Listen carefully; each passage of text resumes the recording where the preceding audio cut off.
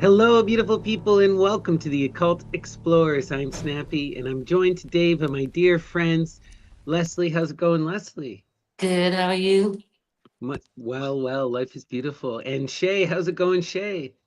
Good, thank you. Good. I just had to turn the volume up because I want to hear you all really clearly. Awesome. And Dion, how are you, Dion? Oh, you're muted, my friend. Life is still beautiful. Life is beautiful. Glad to be here with you all. And we're here for part 4 of our deep dive into Chaos Magic. So we're going to have a lot of fun here. We have a bunch of different things. Dion has a presentation for us. Shay has a couple things that she wants to discuss.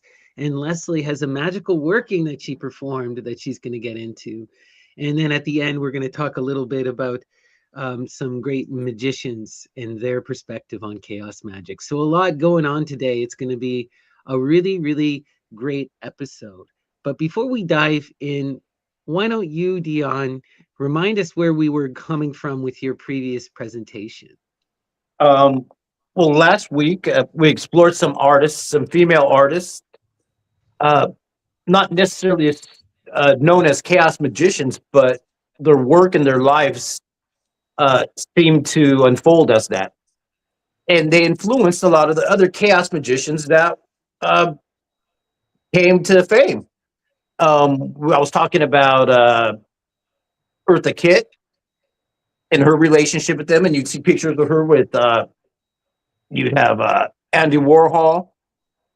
We were talking about Salvador Dali, Orson Welles, Brian Jones, and I was talking about Danielle Luna, who was the girlfriend of Brian Jones in the movie with Salvador Dali, the first female African-American on a cover of Vogue, and broke lots of standards. How this is all interconnected to a lot of these chaos magicians that were influenced by them. Yoko Ono's in the mix.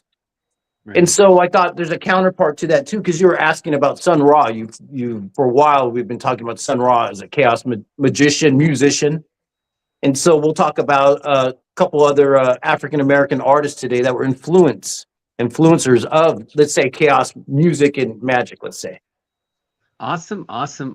Yeah, no, we were talking about Sun Ra because actually this is really interesting, is that one of your personal friends and a teacher that came into your life was actually like a follower of the whole Sun Ra thing and is a jazz historian. And I just thought that was really, really cool. And I didn't realize how deep this Sun Ra stuff goes. So I'm excited, it gets pretty wild and magical. Like there's whole magical tradition related to Sun Ra. Yeah. But let's get into also, it here. I'd like to talk about today, in terms of Easter. Right. I didn't know if we were going to be doing the episode today or if we're, what's going on. But I always forget it's Easter. The Easter of all the cultists. Yeah, look at you're not aligned to it. Your clock isn't set to it. But the world is set to the date today and to what it means to them in terms of occult energy. We could do several special episodes about that, but Yeah. But today we're talking about the funk. Yeah. Easter's much older than Christianity. Oh, absolutely. Mm-hmm. Right. Relating to Ishtar and much older Ostra. things, I'm certain. And the goddess Ostra, Ishtar, Ostra, Mm-hmm. Right. Mm-hmm. Wild yep, stuff. And they're all at the Vatican right now. They've been up all night doing rituals. So I think it's actually fitting and timed perfectly that we talk about the funk.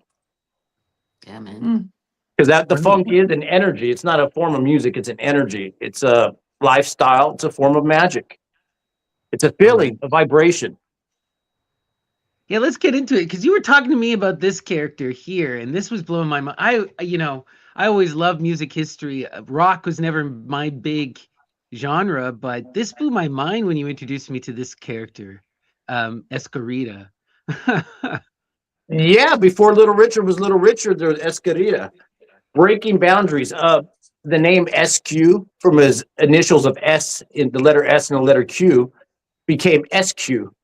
And then because he's flamboyant and wore makeup and was openly gay, he changed that to Escarita.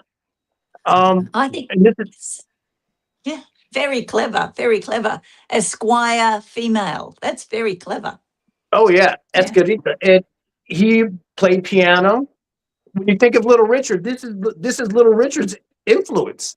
It's his muse. I saw an interview where he flat out admits it. He goes, of course I moved on and did bigger things, baby. But he's like, but he admits it. This was his early inspiration, and he kept a lot of that style because how much he loved this guy's work. Well, I'll tell you, Little Richard, I saw him accidentally in person one time. I was doing a delivery for a job. This was at a hotel in Hollywood, and it was like in the morning, and I turned the corner and he was right there, and he stared at me, and his eyes seemed to be so big and looking through me. I was like, what's the word? Like in a trance, in a daze, just the way he looked at me, like intent, like he's looking through you, like, whoa. Yeah. And then he laughed and moved on. I was like, whoa, that's Little Richard. But right here, Vintage Vula. You see the title there, like voila, Vula. And what's the Vula? It's like funk. You type in and ask AI, what's the Vula? And the Vula is the duende. I think maybe Leslie knows about duende. She's heard of duende. It's like a spark, the energy behind things. You could say the Vula is the passion, the flavor, the sabor. In Vintage Vula, that was the name of his band, and his form of expression is a form of chaos magic. Vula. He recorded with Jimi Hendrix, Dr. John, and Little Richard. Go to the next image. That's him. Like I said, openly gay, wearing makeup. He had a wig, a giant pompadour. He wore eccentric outfits. Wasn't worried about the rules. As a black man in that time frame, which is very dangerous, challenging, groundbreaking. Yeah. And to me, that's chaos magic. Because he influenced the John Lennons and all the other peoples that we see as chaos magicians later on, because they're influenced by music as well. See, a lot of people don't give music its role in the cult because it's not openly saying that. It's audio, but their lifestyles and their effect on pop culture is chaotic, let's say. So let's hit the next image. Yeah, they're always truly subversive. I just wanted to throw him in there because a lot of people never heard of Escarita as a muse that disappeared. And later in the 70s, he went on and changed his name to Fabulash and would perform on the gay circuit at gay clubs. And so he was a gay icon, a black icon, a musical icon, a chaos magician at that. And it reminds me of... Before you move on, Dion, I just wanted to add too, like with the Little Richard thing, people should go check out some of the interviews that Lemmy did before he died, where he talks about Little Richard, and Lemmy is kind of also a music historian. Motorhead? Little Richard doesn't get Motorhead. Little Richard doesn't get the credit he deserves. That guy was like the catalyst for American rock music. And he actually mentored many of those early guys, the Stones, the Beatles, when they came through the US. Elvis. Yeah. Elvis covered his big hits. They all made more money than he did, but like he's coming from Escarita, and then he's influencing all these guys. Like there's this direct lineage, right? It's just wild. Anyway. Yeah, little Richard saw him and said, "Hey, I can put eyeliner. I can go out there and have some fun." Yeah, when you said you ran into him, I was wondering if you went, "Ow!" No, he didn't do nothing. He just looked at me with these eyes, and I was like, "Whoa, boy!" I didn't know if he wanted to eat me, kill me. I don't know. I was like, "Whoa!" And then he laughed and walked on. Probably all of the above. Yeah, why not? That's what chaos magicians are about. It's about the Epicurean lifestyle. It's about feeling the cold, feeling the heat, embracing the energies, and using it as an art platform. Not just accepting what the environment gives you. The environment is a palette, it's a canvas, and you can have fun. Sometimes it's painful, sometimes it's blissful, but that's part of the experience. So Sun Ra, right here, Sonny Blunt, in the 1930s was already He's way old. You know, people don't know the age of Sun Ra. Even they don't know his real birth date. Even. And this is called jazz. Back in the day, it's jazz. It's the swing music. But early on, he was into esoteric stuff. He came across a Black Masonic lodge and used to go into the library as a teen and as a youth. And that's where he was studying all this ancient esoteric stuff.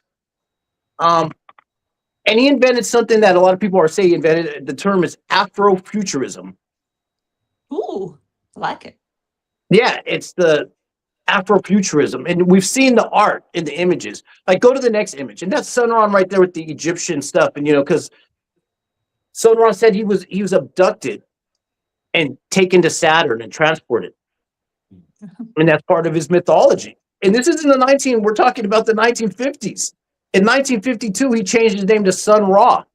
He had already been to Saturn and back by 1952. While everyone else is just all regular, he was already to Saturn and back, had created mythologies, and he would tune his instruments in different tunings. We're talking about chaos at its finest. There's a lot more to it. You want to say something about that, Snappy? About what more going on with Sun Ra? Oh yeah. So like you were saying, he's connected to a lot of this Afro magic and these.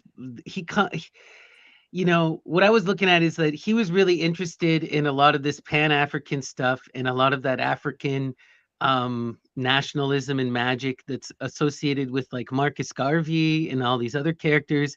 But he wasn't an isolationist necessarily, and he wasn't a capitalist in a way of a lot of these guys are. And he saw a lot of he thought a lot of these characters were just that, characters. And he realizes that he could be his own character and create his own magical mythos and his own back to Africa. But instead of going backwards, it's going forwards in time. Afrofuturism is it's like all these people want to go back to Africa, go back to an imagined past. And they all want to be, he was all about, we're going to shape reality and project into the future. We're going to manifest our will. We're going to create spaceships and all this crazy wildness and real occult magic. And he was all about that free. A big thing with him too is we have to talk about is that he's on the absolute cutting edge of jazz. He's not just jazz, he's on the absolute cutting edge. So he's contemporary with people like Coltrane, right? And he manages to stay cutting for decades, right? Like his most famous stuff comes out in the 70s, but he was doing hard bop and bebop in the 60s. He moves, he doesn't go into cool, he goes into his own direction, and he comes into this whole Afrofuturism thing, right? He's probably his biggest hit and his most famous thing is the Space is the Place, right?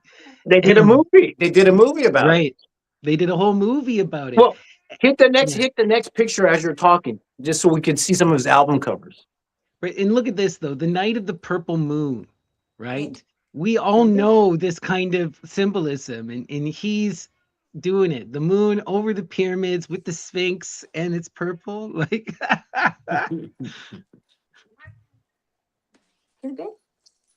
sorry, having my own chaos happen here at the moment. It's just so like you're saying, it's the futures. It's about space. It's about projecting the African presence into outer space. Right. It's funky. It deals with we'll get more into it later, but go to the next image. When Sun Ra lived in a big commune, 20, 30 people living at the same spot, they would have spontaneous rehearsals at 3 a.m. Here it is. Space is the place. That's what it's about. He would say things like the world has already ended. You just don't know it yet. The world ended a long time ago. We're in the future. Go to the next image.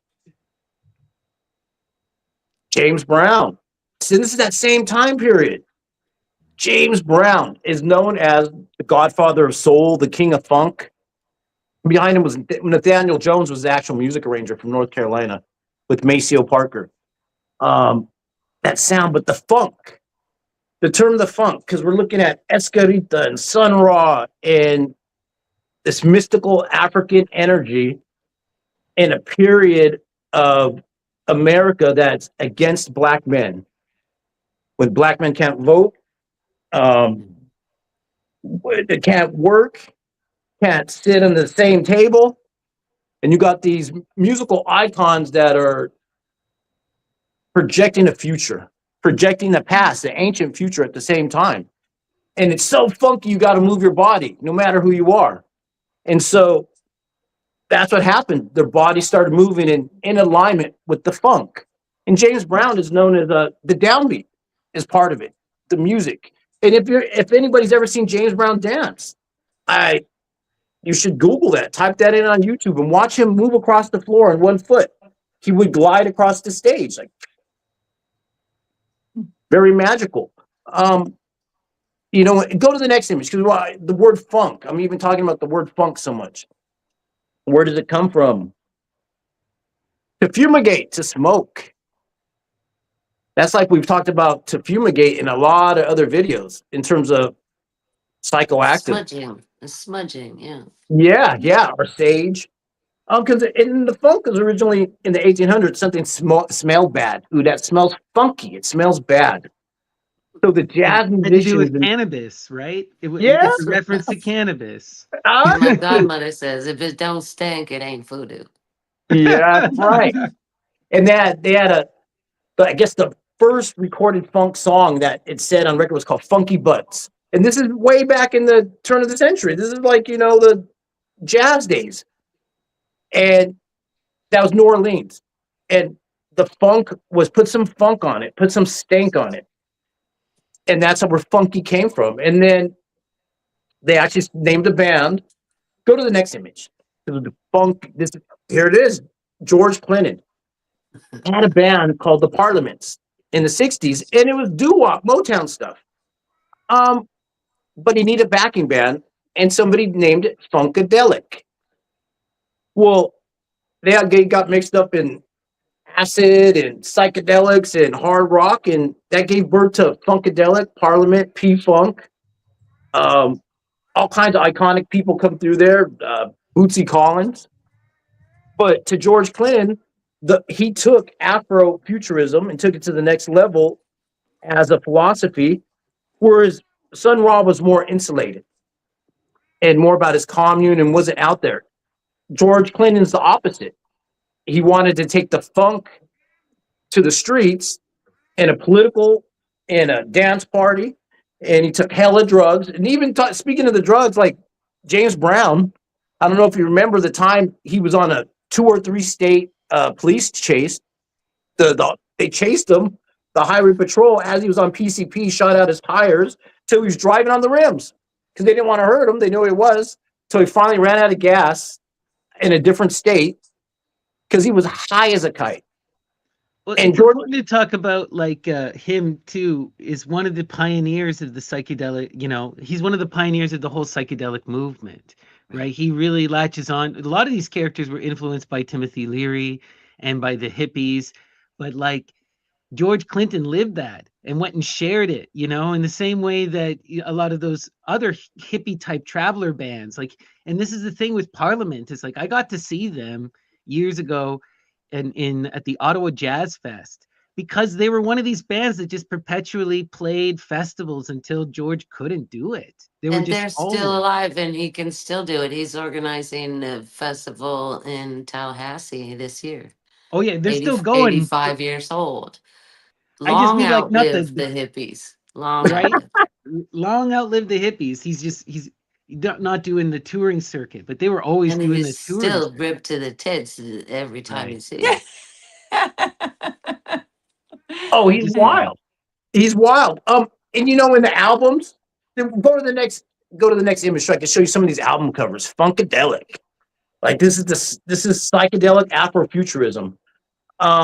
That combines politics, music, jazz, hard rock, psychedelics, dancing, urban pop culture, activism, all combined together. And inside the notes of the album, he had a whole mythology called Funkology with characters from outer space, different stories you could read about the different histories of Venus and Saturn and funk and ancient Egypt. So much so that they created something called the mothership. The mothership. Go to the next image. Boom, there it is. The mothership. Now, they got so big at a certain point, and the record label said, we're on board. And they put up hundreds of thousands of dollars. They got a guy named Jules Fisher, who has 9 Tonys in Hollywood for lighting, for awards. He built a spaceship called the mothership. I think it was weighed over 1,200 pounds steel. And it would land on the stage with smoke and lights, and Dr. Funkenstein would get out. And Dr. Funkenstein's job was to provide funk deliverance to the earth. Not for real. Because if you ain't going to heal through logic or through anger or science, then reason, then it's through funk, to shake your butt and make you dance and make you happy. It comes in your ears unless you're deaf. You can't hear it. But if you could see them dancing or you could hear it, you're going to dance along. And that's how the funk works. You know, it's infectious. It's we call it Dionysic, ecstatic, Bacchic rituals. You know, this is the old school stuff. And they called it funk deliverance. Well, but they were used on too much drugs. They went bankrupt at a certain point, and they had to sell off the mothership in the 80s. But eventually, they came back and they built a bunch of replicas of it because people wanted the mothership back. They sold it to the Smithsonian. And well, that's the replica. There's a replica in the Smithsonian, and there's another one in San Francisco in a museum. There's a couple of them. You know, the original one they sold it off to a scrap metal yard, which sucked because someone would have bought it. Some eccentric millionaire would have bought it and put it in the backyard. And literally it would land and smoke would come out and people would be high in the kite and freaking out. And this is the funk. Let's see if we have a next one. And the Rocky Horror Picture Show, we've got to remember, the most influential, longest running movie in history, take that as you will, was based on this. Well, and the Rocky Horror thing, was interactive. It's cosplay. Yep. That's cosplay before cosplay, and it's a ritual. And you would go and who are you going to be? Well, I'm going to be this character. I'm going to be that character. And then you would dance along. You would sing your parts. And I remember people falling down on the ground. Happens. Yeah, it still happens. I never seen that when I was 12. And I'm like, what are they doing? They're singing if you want to get a party started, you just put Time Warp on and everybody jumps up. It's one of those. And it's a ritual in pop culture. That's how we get our Dionysic rituals now, is through pop culture. So the next image, I got one last image there. There's the mothership. What is it? People can say, it's just a piece of metal prop, but it's what it represents. That's your fetish. That's your icon. That's during the chaotic or the ecstatic ritual, that's the effigy. That's the Burning Man. That's the moment of release. Is it a sigil? Does it qualify as a sigil? Okay. A hypersigil, you'd call it. Yeah. Yeah. And a hypersigil is anything that's like, it's a magical art piece. It's moved beyond the limits of just the sign, but it has all of the same kind of ritualized intention. And for me, this is the end of the presentation, but that's to show you funk and the philosophy of funk and Sun Ra and what these guys inspired. It leaves, what did you call it? A hyper effigy? A hypersigil. A hypersigil that's manifested from this pop culture, from this chaotic ritual, this experience that happened, and it turns into something tangible. Right. A couple of things I want to add before we leave off that are just wild. So, in terms of Sun Ra is still going, right? The current band leader, I'm trying to remember his name. Let me just Google it here. The current band leader for the Sun Ra is Marshall Allen, right? And Yeah, he's been with them since 1958, and he's 100 years old. that's A right. hundred That's years the old. funk. That's And the he funk, lives baby. in the same house that he shared with the commune, with Sun That's Ra where my back boy in the used to day. live. That's the guy who taught me the stuff. That's where he lived with them for years. He's still there at 100 years old.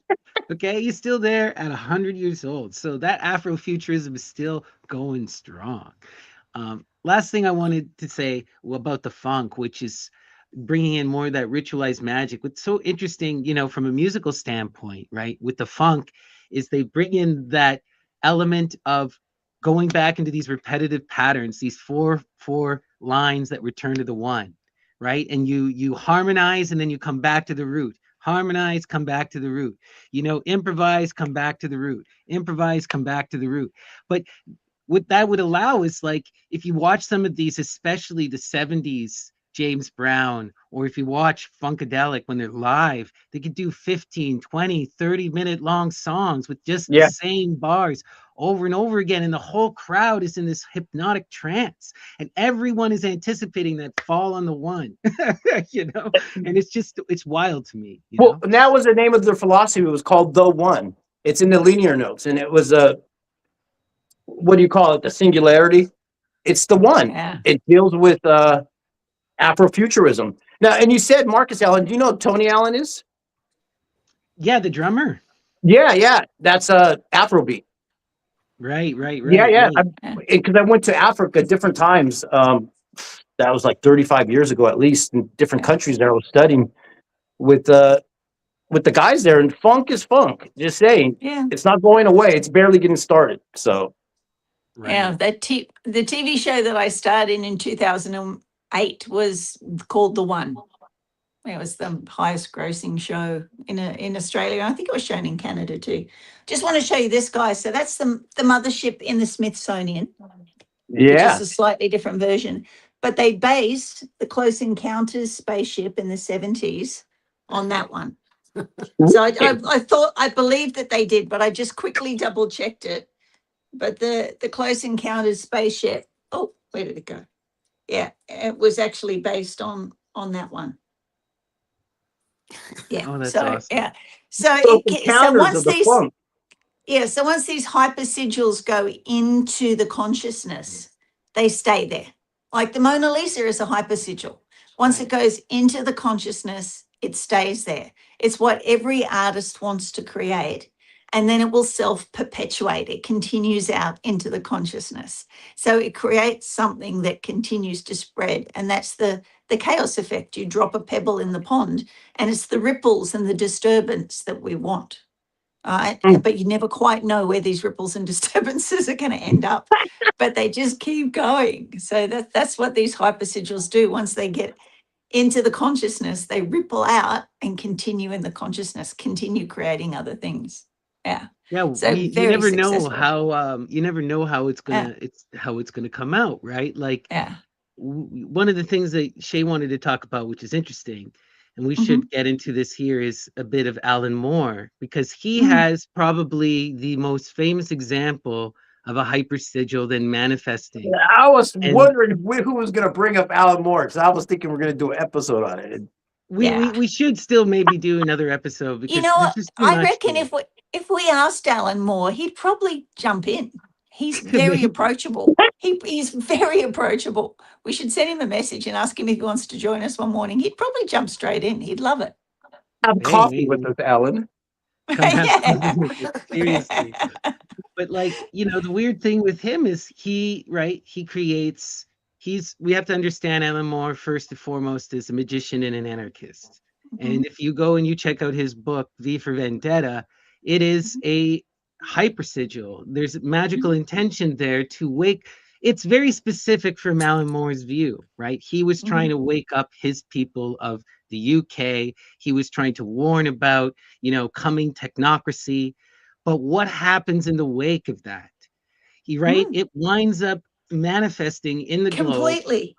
becomes a meme within the internet, and then it creates an entire anarchist movement, Anonymous, which adopts the iconography that he developed with his artists. You know, it's just a wild thing. You know, and you can see Even, how his intention takes on a life of its own. And but that's even kind of the beyond way that, these hypos, yeah. Go ahead, sir. beyond just the character that he created was the fact that it was so predictive of the lockdowns and the governmental control that happened during the lockdowns and the controlling of the people and the overreach of the government. And it's not just, you know, did he create this character that rebelled, right? Because people were turning up at anti-lockdown protests in his masks, you Guy know, Fawkes. from Viva Mhm. yeah, and the Guy Fawkes marks from Viva Mhm. Vendetta. But, you know, it was also, was this a self-fulfilling prophecy, or was he actually seeing the future when he created this? You know, and that's again that pebble in the pond. You know, got to be careful. I want to create this. Oops, I created a whole global lockdown in the meantime. You know, so you've got to have It's a hard look to where there's, say, yeah, right? It's always yeah, interesting. And this is why it's like, you know, you're not going to see the man himself ever admit to anything other than talking about the book he created. But we could mm, see the ripples just, you know, you're an anarchist trying to inspire anarchy, and now probably the largest decentralized anarchist organization in the globe bears your sigil. Like, that's just a wild thing. It's a wild thing, and that's a fact, right? mm, You know, so this is kind of one of those things where what can happen with chaos magic, mm, you know. mm, And you had mm. brought up Constantine. What did you want to mention about Constantine? I know, like, he Well, talks about how Constantine materialized for him in the person. yeah. It was one of those things that I personally related to. I loved all of the Hellraiser comics, because Constantine comes out of a set of comics called Hellraiser. And I was always fascinated because there's real rituals, there are real spells, there are real chants. And I was like, do people realize that he's actually putting out stuff that actually works in this? Are kids going to be doing these magics and opening up these portals and bringing through these beings? And, you know, and I was fascinated because I came out of a garage punk band. I used to wear the brown duffel coat. I used to wear the brown duffel coat everywhere in Melbourne at the time. I was known enough for people to recognize me on the street. I was blonde and I had a card that was not as outrageous as what Constantine's was. But then Alan Moore says, rather than it manifesting in people's lives like that, he actually ran into Constantine in a coffee shop. So he manifested it so well that he believes that he was in there with the people that he did the rituals with when he was producing these comics, and they met Constantine. They actually met Constantine. And so it's going to segue really well into our discussions about punk rock, because people forget that the Constantine character is a retired punk rocker. And he's retired from punk rock because he did this magic spell that went horribly wrong, right?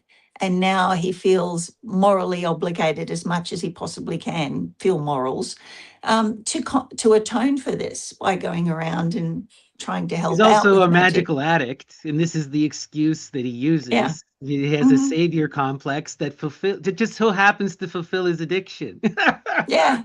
Yeah. Constantly smokes, known to take substances, you know, got a really bad attitude. And It's a God, great we love character. him. Yeah. Yeah. And he has become this thing that people can personally identify with, but also that he became what we call a tulka. And a tulka is where you create an egregore, you put so much energy into it, and then everybody else puts so much energy into it, it actually becomes a being. And he's not the only one that has said that they've run into Constantine, right? So there are other people that say that they've been in coffee shops in England, you know, and they've been discussing magical spells, and this guy in a brown coat will come up and give them a bad attitude about it. So, One of you know, the yeah. Oh, sorry, go ahead. So No, finish go up, for it. sorry. No, One no, no. interesting thing that I had discovered recently, are you got any of you familiar with Lord Dunsany, the author? Mm, So they're widely considered the innovator of modern fantasy. They created the first like literary mythos, and they were massive influence on Tolkien. And they wrote a ton of short fiction. Well, I got really into their short fiction, and I was reading this one that was Dunsany is clearly a magician, right? And this one is called The Hashish Man. And he says that this is based on a true story. That's which is just it's ridiculous. But the story is he's in a coffee shop, and he had written this story about this magical, fantastical oriental place. Like it's in the far magical east, but it's also not from our world. And this guy comes in, sits down at the coffee table next to him, goes, "Are you Lord Dunsany?" And he goes, he goes, "Yeah." And he goes, "You know that story you wrote? Well, I've been to your magical city and you got it wrong. You got it wrong. You said that the magical city was destroyed for this reason. Well, I know why." And he takes him on a journey and tells him a parallel story in his universe, and was able to go to the same magical place. And he says he's able to do it through the hashish. And it's like, that's some wild kind of chaos magic, but it's done as a short story. Yeah. And this is when in like the 20s, the 30s, 1910, the Hashish Mm. Man. You can go search the Hashish Man, Lord Dunsany, if you want to check it out. Yeah. Yeah. But he's Alan Moore creating this hyper sigil that's become a Tolka that is like real and moves around our world, and now is Right. responsible for teaching through these comics magic to a whole generation of people. It's very punk rock. Yeah. Oh, Good yeah. on you, Alan Moore. Alan Moore's the original punk rocker. Well, everyone should check out his latest book, The Serpent Bumper. What's it called? I got to look it up here. But he did a magical compendium, and it's incredible. It's actually one of the best. The Serpent Bumper book, the Moon and Serpent Bumper Book of Magic. And he did this with another Moore, no relation, Steve Moore. And Dion and I are familiar with Steve Moore because he was a famous writer for 40 Times, and did a lot of magical satire and like exposed frauds. But together they come together and they write this bumper book. And it is one of the best grimoires I've read. It has everything. And Yeah. it's all illustrated too. It's beautiful. Yeah, when I started Magic Magazine, I had the 14 Times as my muse in my mind. And I was like, I want to do a book on magic, 14 style, where people can contribute, and we're just after stuff that works. Let's just find the stuff that works rather than get either hyper intellectual or hyper egoistic about it. Let's just discuss what works. And it Right. was a wonderful amount of people contributed to that. It was lovely. Beautiful. Yeah. Beautiful. Okay. So with that, I wanted to ask you, Leslie, you were talking about before we started the stream, that you had been doing some chaos magic, and that you had been engaging with these specific spirits from the Taoist tradition. Can you talk a bit about this? And it's kind of like a political action a bit. I can talk a bit. I've been working with this group for many years, and as we're talking, I'm realizing certain objects that we use that could be considered a hyper sigil. There were portals that we constructed, and in the shape of a coffin or other things, and years ago we did a working around the Bohemian Grove in up in Northern California. And when we got there, I mean, we were serious. I got an apartment right next to the gate, and we moved there, and then we soon realized that the same thing had happened all around the perimeter. I started running into other witches who didn't, maybe didn't or did know why they had moved there. And we were working with the Neteru, and especially the common thread was Hathor. I would run into, another witch. Oh yeah, I just moved here. Oh really? Why? Well, I kept having dreams about Hathor, and I'd be like, uh-huh. So it was much bigger than us, but we were a nice size group, and the Bohemian Grove working, they haven't been able to run their game quite the same since. um it you know, of course, we would have preferred an immediate exposure of everything, but it's been quite gradual. Yeah. And so we recently reconvened, and now we don't all have to be at the location because we've grown as a group, but also because the world is changing, and you don't necessarily have to be there physically, but we always want one person there at least that we can anchor in through. And so one of us was in New Mexico, very nearby a certain ranch. And so we decided it was time to reboot the pod and do our thing and fuck shit up the way we like to do. And so this time, after all these conversations with y'all, and clearly after following the protocol of my primary practice, um if you're initiated into a system, you can't just run off the pier and dive in like you did before. I have to follow protocol in my home before I start working with a Taoist chaos spirit, and I need one with a name. I can't just call whatever, because that would be a Ouija board, right? And you get roadkill is what you get.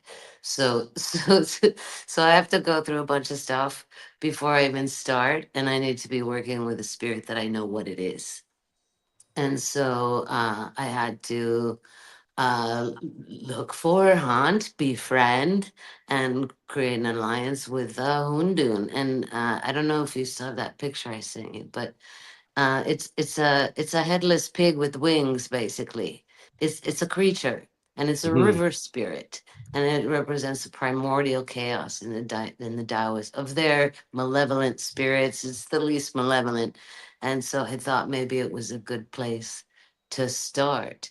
And so, one of the things we do when we want to surround, I don't know, say a university or a police station, a hospital, and work on the fascia, the unconscious fascia created by the history that is creating the bad acts that this institution is engaged in. For example, even the best hospitals in the United States regularly administer about 40 to 60% instead of 100% of the anesthesia when they're working on an African American patient.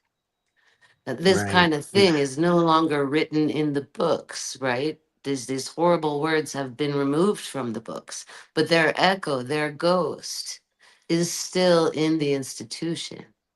And so Mhm. now you have these younger doctors, and they're not trying to do it, they're just doing it. And you ask them, why did you do that? And they don't know. This is the ghost of it, right? And it's in the fascia. And so what we found is that we can take our own personal rage, which tends to get stored in the guts and give you an ulcer, or in your joints and give you arthritis if you're not engaging with it. If it doesn't come out of Mhm. your body, it's going to stick in there. And so we all live in a society where it's never okay to express that. And if you're a good person, you don't. So you store it. So what we do is we pull it out. And you can do this just by intending and breathing and pulling the sulfuric acid out of your joints and out of your gut. And you can get it in a little vial. And then we store it in a magical library for later. So we have stockpiles. And then what we do is we take this, and I don't know if you've ever had body work, but if you hold the origin and the insertion of a muscle or of a fascial plane, and you put a lot of pressure on it till it hurts, and you hold it until it doesn't hurt anymore, and then the fascial plane will release. And this is webbing, yeah. And so we do Right. Those are this. knots, right? Like your knots in As your so muscle for massage, right? we do this on the structure of an institution, the unconscious fascia holding the brutality in place. And we work on it with our own sulfuric acid that we've pulled from our bodies, and we dissolve the calcified structure. Do you see what I'm saying? Yeah, And so we have a absolutely. lot of practice with this on smaller institutions, and then we worked up to the Bohemian Grove. And if you're working on something like that, you're always going to send a foil ahead of you to take the hits because they have protectors around it. And the same was true of the ranch. And we did this earlier this week. And after having dissolved the calcified fascia of hate that has, poisoned the land, in the space created by the removal of the web, I released the wounded. And Wow. I don't know what will happen. Yeah, we'll see, right? And so this was that And image. again, this is not something I'm doing by myself or just my little group. We tapped into the woman that went there. She went to a candlelight vigil. There's lots and lots of people surrounding the joint and healing the land and elevating the dead and locating the graves. Oh And wow. this is the blueprint that we lay down because the cops are going to come. They're going to get there. And they need an energetic blueprint to follow, different from the one they've been operating on. And so we lay down the foundation for that in the invisible. Mm. Wow. And then That's amazing. we have another member of our group later in the month that is going to be quite near to a certain island. And so we will do it again. And we will do it Mhm. again. And we'll do it again until it's done. Beautiful. Mm. You know, Yeah, that's good stuff. it reminds me of a couple workings. One was it 1945 or 1944? Gerald Gardner and the witches got together in England. Um, Right. And and had Beyond a Fortune, yeah, right? and had a big ceremony of witches in England and they were directing the energy towards the Nazis. Germans. Yeah. And they knew they were occulted too, because they had an occult energy. We've done several episodes about their castles and their occult Mm. societies going on in Germany at that time.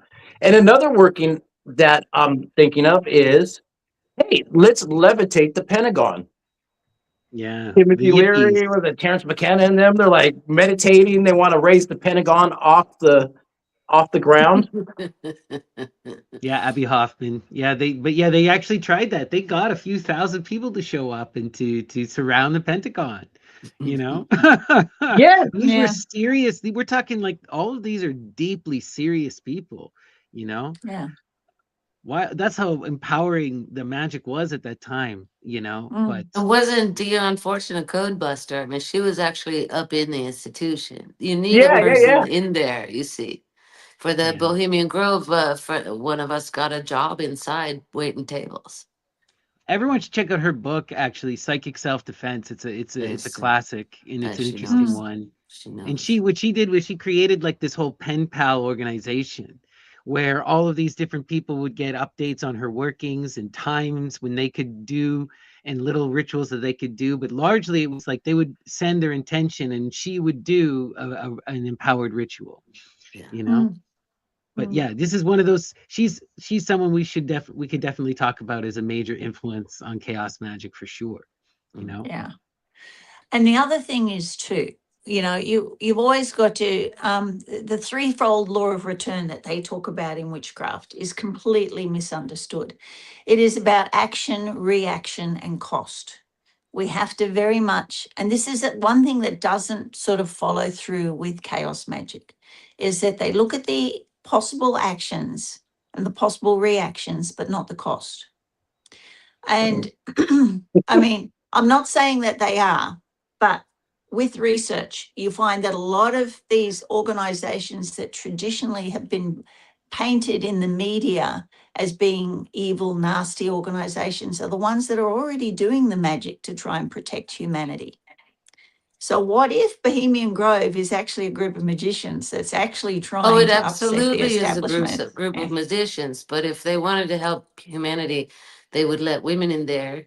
And if they wanted to help humanity, they wouldn't remove all the female deities from the rituals that they corrupt and redo. These are greedy MFers. They're not good people. We know that. Yeah. We know that. Well, the owl is Athena's owl. We know that. So we know Athena is in their ritual. Yeah, no, no No, shade. they There's don't call it no. that. They, They these don't are call not it good that. people. They rape I'm and not saying that pillage, and I'm that's not all they trying, do. I'm just No. being the devil's advocate here. You I Don't, understand but what I the there's love devil's it when not in you advocate this, do was? not that. at this I'm time. not trying to defend them. Wait, I am not let's do trying the to cremation defend of them. Shay. The cremation of Shay I'm ceremony. trying to get people to think about action, reaction, and cost. See, the thing about like Alexandra David Neal, if you have a look at her work, she was an anthropologist that went through Tibet. She actually dressed up as a male Tibetan monk and was admitted and initiated into, they knew she was a female, but anyway, she was called the white monk. And she went in there and she got all these, and she recorded in a way that we don't get recorded today, right? About actions, reactions, and costs. Like the Tibetan monks knew that they were using indigenous practices to do a certain thing, but they didn't do anything unless they knew how to undo it, right? If it goes wrong. So even when she's creating the tulka, which is not a tulku, that they're two different things. When she's creating the tulka, she puts in here, this is a great book because if you want to know indigenous traditional systems of magic, she goes through it. Right. And it really should be up there with Idris Shah. It should be up there with people that we discussed at the start of this, that Chaos Magick was based on, because you can see a lot of Western witchcraft ideas come from her. And she was very high up within the Theosophical Society. But when she created her Tolka and it went wrong, right, and it started misbehaving, she knew how to undo it. Right. When I was a teenager, we went out and we created a golem. There was a group of us that created a golem, which is a Jewish spell to animate something that's inanimate. So you had to get virgin paper, write the secret name of God on it, insert it in the, supposed to be under the tongue. We didn't have access to a newly minted statue that was made out of clay. So we went and got a Barbie doll. We put this inside its head and we waited. Nothing happened. But on the weekend, we came back and the lockers that we put the Barbie doll in had been ripped open from the inside and all the stuff had been strewn all over the place. But as teenagers, we didn't know how to undo it. So in theory, there's probably a rogue Barbie doll running around out there animated, causing chaos and havoc. And this is the danger, the only danger with chaos magic, and we've got to be aware of it, is we can put things in action and in place without knowing the full story, the full actions, and the full consequences, and without knowing how to undo it. There's Right? so With many for layers every, to what you yeah, say that I already have like 3 questions. One, well, yeah, one thing is for the present working, and I actually don't care what happens to those people, perfectly honest. And it is contained. mhm, Pam Bondi started it. You know, she's the one who went on TV and said, if we reveal all the names, all of the governments in the world will fall.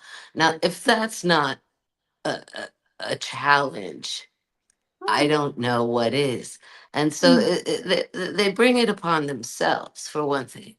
And at that mm. point, when she said that, it's like we all look at each other and we go, it's on, man. Right.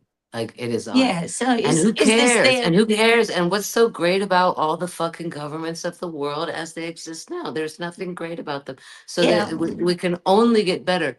And yeah, there will be some economic shuffle for sure, but Oh, you yeah. know, maybe But no, just no, not but only the most vulnerable will suffer now, right? yeah, Because the but reshuffle was happening anyway. you may very well be their action, their reaction, and their cost. Uh, So what they've done will definitely produce a reaction, and there uh, is always a cost. That is Now the the threefold law. question, though, for me, coming from the tradition I come from, is how do you know you're making it up? Like for Exactly. me, it It doesn't really matter. looks like you just called it. Matter loves a vacuum. You created a vacuum and a pre-existing spirit came in there to Well, inhabit it. this is And that's why you don't know what's going on, is so because you don't know the spirit's name. Well, it depends on how you're approaching egregoric creation. Mm. So, Mhm. most chaos magicians are creating it of their own soul, Mm. right? They're creating it Mm. of the self, so they know it beyond intimately, So it's right? So they, ectoplasm. in a sense, yeah. But Yes. It can be. ectoplasm that then works, the idea is that you empower it with will, and then it Mhm. convinces other daimons to, like any spirit does, and it takes Mm. on this life of its own, and it has its own energetic force that then compounds, if that's what it's like any spell, it's all in the grammar and in the spelling. Like, we're all being very critical about chaos magic because of how loose it is, when really in chaos magic it all comes down to one single thing: the individual is Mm. absolute and paramount. And So what we here's look the at, thing with ectoplasm is you're going to get very tired. yeah, I mean, that's potential, right? And there's all these different things. But if you look at it, right, they're also, a lot of how they're creating the sigil magic is through sex magic. It's all about exhausting yourself, right? The chaos, this is where a lot of chaos magic comes from, is it starts internally and then it moves out into the universe, right? And it's Mm. beginning with this personal concept, because it's trying to instill in the individual that belief is a tool. All of this stuff is kind of concepts and creations of the mind. And so this is really a good system for people who have, no belief, or who have been Mm. abused by belief, or who are in that kind of punk rock mentality, because now they can Mm. approach a lot of this magic from a distance, you know. Um, Mm. what I want to discuss today, one of the things I want to get into with you guys, is a dear friend of mine, Wretch, Mhm. a really incredible magician. And what's interesting about Wretch is I've done several interviews on the channel. They've appeared Mhm. on many of my shows over the years. They are a follower of Hecate and a chaos magician, initiated, but also operating from this path. So Mm. they have the best of both worlds, and they're a scholar in their own right. And so when I was thinking, I was trying to rack my brain around who to talk about in terms of like modern chaos magicians. I thought this should be the one. And so he wrote this series of books a few years back called The Chronicles of Anarchy. And you can find the PDF for free on academia.edu, as well as all of Wretch's books. Um,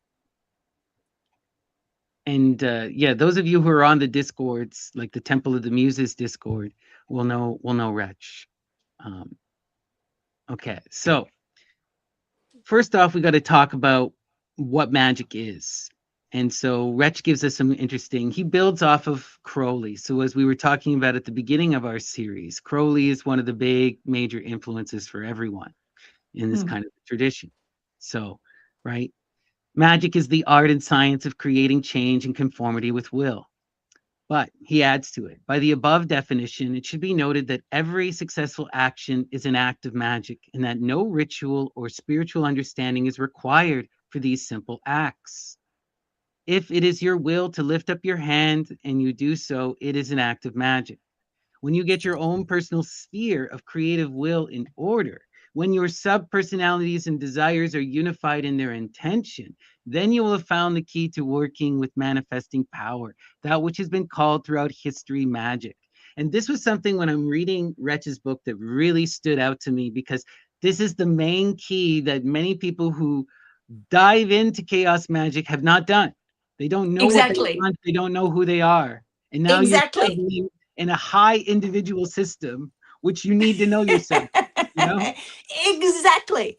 Yeah, because if Right. you are making this tolku, this, egregore, and it is a part of yourself, is it going to be an unintegrated negative part of yourself, which most oftentimes it is if you haven't done the work, if you're a lazy magician.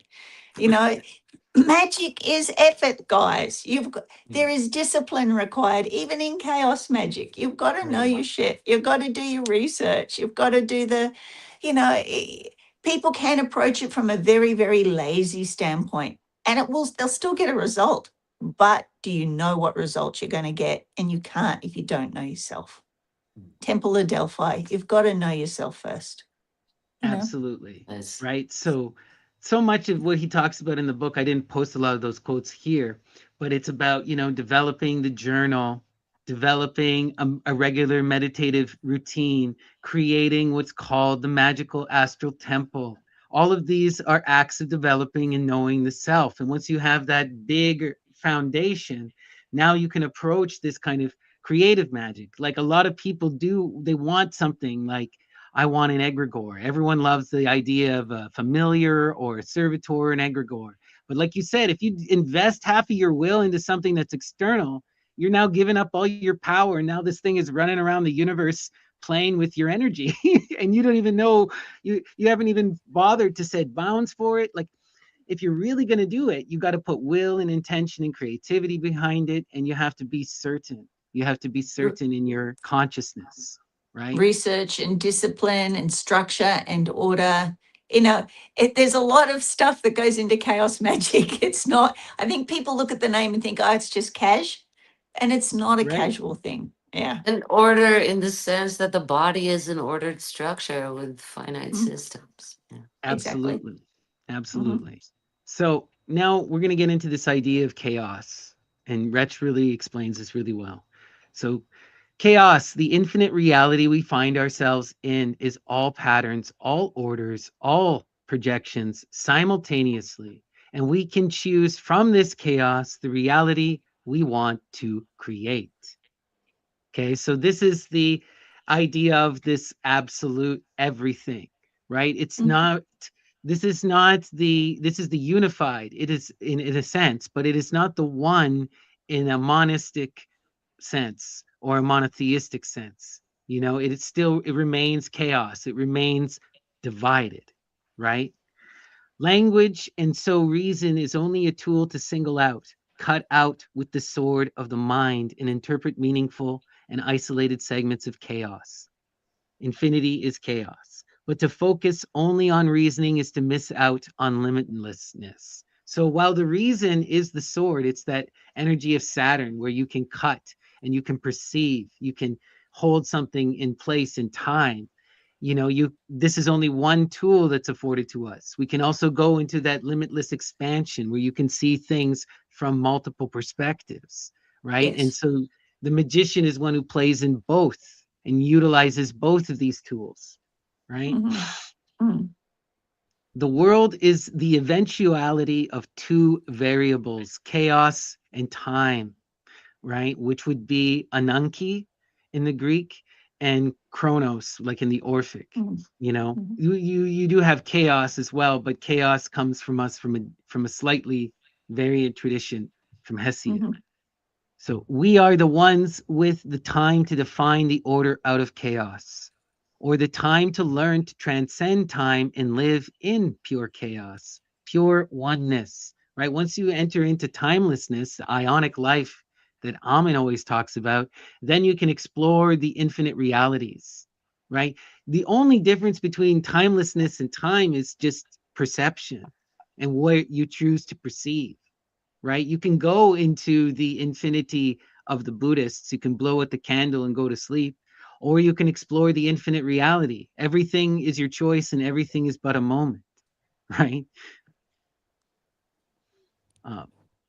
So chaos is simply order too complex to perceive, but that doesn't mean there is no meaning to it. So real chaos is beyond comprehension. It's the incomprehensible. It's not that which is without order. This is a That's big why the Hundun misunderstanding. has no head. Right. Right. And we get this within the headless rites and with all these I was headless just gonna right? say that. Yeah. Right. Like the Stella of Joux from the PGM, famously. Yeah. Belief through will is the variable which guides the consciousness to different abstractions and so different realities and possibilities from chaos into perceived order. So this is where the chaos magic really comes in and where the chaos magician is active. Through the weapon, through the tool of belief, I can now guide my consciousness and shape reality according to my will. I can control what I perceive. I can reject insecurities and anxieties and fear. through mental self-control and discipline, right? Yeah. And that belief is a two-edged sword. And this is what I was trying to say before with Bohemian Grove, without defending them, not defending them. But you've got it, with cancel culture these days, there is another side to the story. And we have to always make sure we completely check out. And this is a very chaos magic thing, to be the devil's advocate, to look at it from this side. Oh, and I'll look at it from this perspective as well. And hang on, have I looked at it from this perspective? And what about from this perspective, from the divine, from the We're words, so from this? used to being Yeah, fed nonsense. So how do we one, know we're not getting exactly, fed nonsense now when we jump on a cancel wave? We have to make sure. Absolutely. exactly. Yeah. And And that's, it's also important, right, that we always also you got to do it from multiple perspectives, and you want to enter into the, like, if we're talking about real reason has to incorporate all of these perspectives and form a just holistic understanding. And so we have to also look at the history and the results. Like, if we're talking about chaos magic, the results are what's most important. Intention only gets you so far. And you know what? Human beings generally, unless you're something seriously wrong with you, have good intentions. But as we know, the best of intentions gets you what? Right? If the results the road are to hell, the road to exactly, hell. right?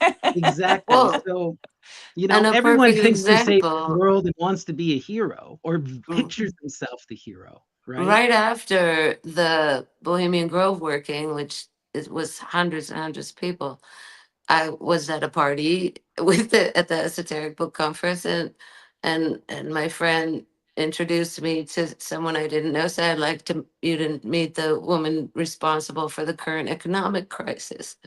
I turned to him and said, "What?" And he says, "Oh, don't think I don't know. Y'all doing your naked hippie in the woods shit out there. Next thing you know, there's a black man in the White House, and the whole thing's going to shit." Yeah, Right. So yeah. we had specific intentions. The road to arriving at that specific Yeah, intention was full of some crazy shit that we were like, yeah. did we do it wrong? Did this not work? No, but if you did it with a bit more intention, it would have been a black woman in the White House.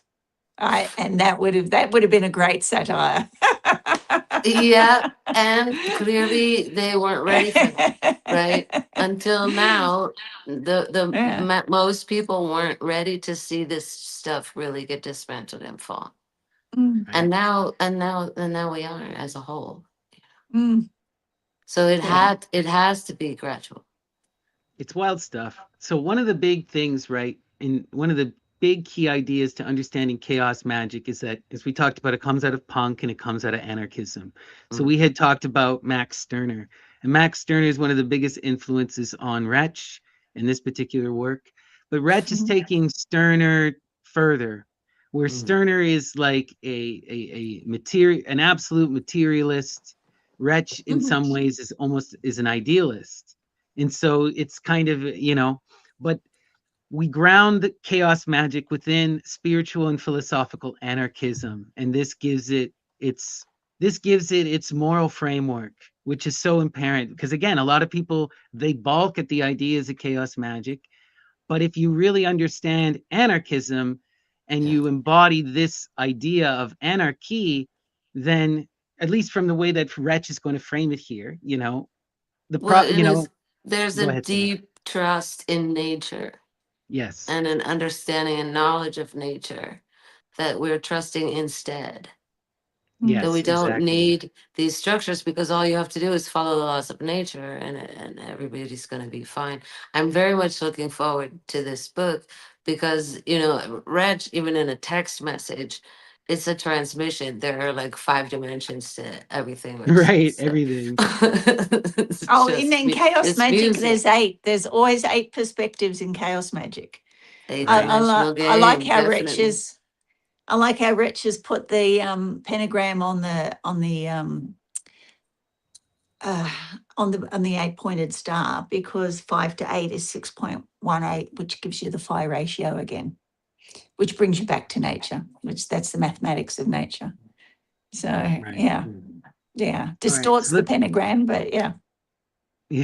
let's get into anarchism here. So anarchism is the belief that harmony and equality can only exist when one can impose power on one another.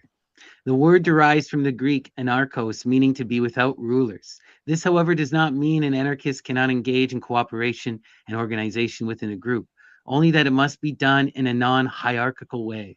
It is the belief that people can live together without any set concept of rules or protocol that is not agreed upon by the whole of the group. So it trusts in people and it expects people to come together naturally, right? As you were Yes. saying, Leslie, Yeah, the it just happens.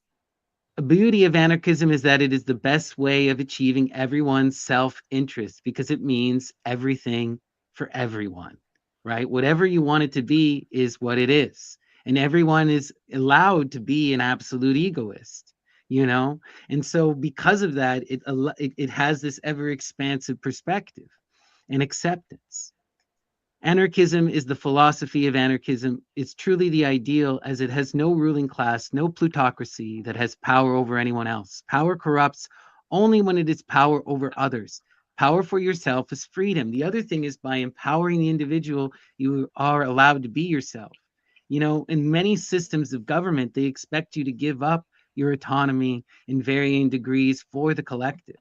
Whereas in anarchy, the collective and the individual are one and the same, and so by exercising the self, you come into the collective, and it's supposed to be this harmonious parallel, right?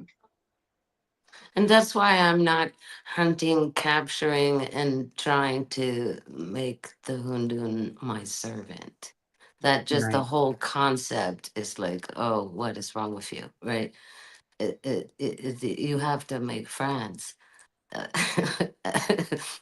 This is Mm. something that resonates so deeply with me because, like, when I was younger and first getting explored to this, the first serious magical tradition that I explored after, like, Crowley and Chaos was the Grimoire tradition. And I was just so grossed out by the messed up. Grimoire tradition. I mean, a lot of people have taken it like Shay, you've gone with it and you're no longer within Mm. that historical Mm. context. But Yeah, yeah. the historical context of the Christian corruption of those deities into demons and the enslavement of the demons and the binding them with Mm. the names of God, in order to do your bidding, and the using them to rape Mm. women and to do, The like, virgin parchment and the very. virgin this and the Well, and when you read the spells, like, we're gonna go and cause disease to fall upon our enemies. Yeah. Mm. That's, I'm gonna See, force this that's the kind of person's thing that will to comes be back on abandoned. you. That's what Shay was Yeah, saying yeah, earlier. yeah. Not all of it's Like, like that, but that stuff is there within that. And yeah, again, people have rehabilitated it, reconstructed it. You yeah. know, It was a phase. It was a phase in our it was a evolution. oh, yeah, it was a phase as we were breaking out of that Mm. absolute Yeah, Catholic control, yeah. Yeah, right? And there was mostly priests doing it, monks. Yeah, mostly yeah. priests in secret. But it actually says, like in the very first one, once you establish, you should try and establish a rapport with these Yes, beings, yes. right? Right. And it's going to be interesting, right? Because we spoke last week about the Keck magic that's going on at the moment Mm, mm. to disrupt politics, and it's amazing because it actually describes Baal as a great duke that's sometimes seen as a cat and sometimes seen as a frog, and we have the frog protests happening. We have them Oh God, all dressing up as frogs and that other doing the frog in Portland. yeah Yeah. yeah but they're doing it. They actually have got magic spells written on them and things like that. So they are unleashing this muse. They are unleashing this energy. Do they have a rapport? Do they know what they're trying to achieve here? What will be the result? What will be the, action, Well, reaction, cost? what's What's so what's going to And it interesting with happen? the brings in tech the stuff. funk, So actually, because when you get the frogs dancing around like that, you Yeah. have to laugh, and it's not in this mean, sarcastic way. It's the joy of nature bubbling up from the well, ground, we and Yeah. gotta it we it gotta takes you. you know, with the chaos, with the frog thing, right? The first way Yeah. that it was used was by the far right online, and it was used to, you know, to to get Donald Trump and to get that far right ideas spurred on by people like Dion. You've talked about this at length with the Groyper Army, and you know, we Mm. talked about that incredible book by Gary Lockman. Trying to remember the name of it, the Dark Star Rising, where they get into all of this mimetic magic. And what's wild about the Keck stuff is what Shay was pointing out is, right, it starts out on the far right and now it's being utilized by the far left, or at least activists against the far rightists. You know, the point is that these energies, they don't stay put and they run amok. And like, they may work for you and your specific idea for a moment, but then the community takes a hold of it and they take on 10,000 faces, you know. And now And there's a lot of former MAGA people who are pissed and repentant. they're taking back those images too, right? Yes. And of course, the creator of that Pepe the Frog, which was the one that got remixed originally, at least by the far right, he rebelled completely against it and tried to start a movement against it. It's interesting. We're seeing a struggle, but I'm looking at this. This is chaos. That Well, energy, Baal Well, is they just loving it. You know, because you could Heka is take just someone loving else's it. meme from them. That's yeah, meme jacking. That's very Right? gangster. When you can, there's yeah. community jacking, meme jacking. And that was, that's the Eliphaz Levi image of it, and it is a king that's a frog and a cat, and it's a chaotic being. That's a chaotic being. We call them multiforms, when they're created that way. Like It's a multiform Abraxas. being, You know, and no, that's Baal. It's Baal. And Baal means Lord. It means Lord, even though there's actually nothing attributed in the Goetia towards it doing No, I anything mean political. like Abraxas. And then Abraxas Yeah. is also multi Multiform. animals put Yes. Yeah. together, and it's a chaotic element. Yeah. but you Yeah. know, Las we So got to it's, Ranas, recognize. Go ahead, Dion. I said Las Ranas, the frogs. We've talked about those frogs before in terms of the bufo toad. mhm, That's Right, right. 5-MeO The with the smoke mhm, froggy method. streaks, which is the most powerful psychoactive on the planet. Mm.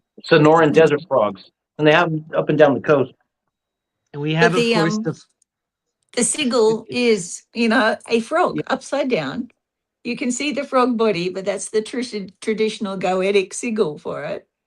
right. It's definitely a frog, and they have embraced it. So, and released the frogs. So, I have not smoked the toad, but friends who have smoked the toad have reported unexpected and sometimes undesired Oh, results. You know, but like, we got to also talk about how this mimetic magic has been ongoing yeah. since time immemorial. And also, this is what like the Christians did.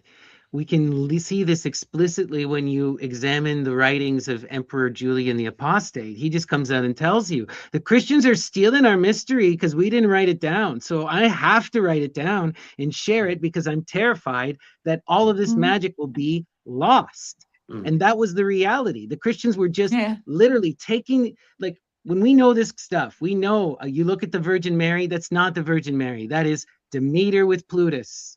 They just took Magna Mater and stole her. Like, and they Mhm. usurped the whole bloody me. It's ridiculous. Mhm. But that's what Yeah. happened. That's what Yeah. happened, you know? Yeah. And it's a Yeah. form of Yeah. If chaos you, magic in a sense. yeah, my husband loves telling stories. And he used to have a mate that loved writing down stories. And now Ken's stories have sold 2 million books here in Australia, and Ken gets no money for it because he was friggin' too lazy to write them down himself. So be aware. This happens. It happens on a personal level, happens on a belief system level. Write it down, be a writer, record things, people criticize Crowley's writings, but most of Crowley's writings are just records of his own workings. It Mhm. is great to keep a magical diary, keep a record of what works and what didn't work. Mhm. Right. So Yeah. let's keep diving into Wretch's work here. So he continues with his idea of spiritual anarchism. Anarchism is the only viewpoint which sees reality, the realism that change is inevitable, that impermanence is constant, that we choose what we do and what we make of this world. right? So this is that thing, is that everything is in a state of flux and that we are responsible. This is foundational ideology here. Anarchism shows humans are capable of adapting and becoming all kinds of people, that we are not naturalistically sadistic and greedy, that there have been successful altruism-based societies, and that for over 100,000 years, a basic form of anarchism was realism, was tradition, and was the only realistic way of living as a human being. And this is just documentable proof. This is science, this is human history and anthropology, right? Anarchism was the dominant form of social grouping for the vast majority of human existence. Mm. Anarchy is life. It still exists in pockets. It's like where I live, Oh, it yeah. still exists. Yeah. Oh, absolutely. Or somewhat anarchisms, forms where, here's the thing, is that people just do this naturally, come together and just get along. Like, here's the thing, most of the time people are just good, right? Unless Yes. there's a need, or there's suffering, right? If people are provided for and people are loved, then there shouldn't be a bloody problem, right? Yeah. And if a person in the group isn't good, the rest of the group will come down on them pretty quick. So, Good and they grief. pull it's a self-regulating thing. So, yeah. Right. Or people, like we've talked about in a lot of these indigenous societies, right? Where it's like, if you couldn't get along, you went on a walk. If you couldn't get along, you had to go sit and explain yourself to the grandmothers. If you couldn't get along, maybe you weren't allowed to go, you didn't get the certain privileges. But it like that was the most that would happen to people, unless you were doing something really, They're psychotic. hurting children. Even the bonobos will kill you if you hurt children. Yeah, That was the unless you're only doing law. something antisocial and psychotic. Yeah. But Yeah, and then the these are the group will ask you 1%, to right? leave. You become ghosted by the group. Yeah. Yes. The group, Right. that's the ultimate thing. You become ghosted by the group. You get kicked out. Yeah. Right. But anarchy is life, and life is the most beautiful and horrible thing all rolled into one. Anarchism is people working together, the purest form of people working together for their common aims, right? And it's complicated and it's ugly, right? Yeah. Okay. We are already enlightened. We are already in anarchy. It's just that some people choose to do as they are told. We just lack awareness of it. Ultimately, the only person who can make you realize and live this truth or any other is you. And so anarchy is fundamental to reality itself. We just choose to ignore it. As anarchy is ongoing and constant as free will, it is the real reality. We just have to make sure reactionary impulses posing as realism don't change it to a new form of crap. So this is the big issue that the chaos magicians are talking about, right? If will and intention shape the universe, then if you're having a bad day and you're in a selfish, pitiable mood, now you've ruined your universe, Yeah. That's exactly what I was talking about. Yeah. And thank you, Rich. You've put it succinctly, a new form of crap. I will be quoting you.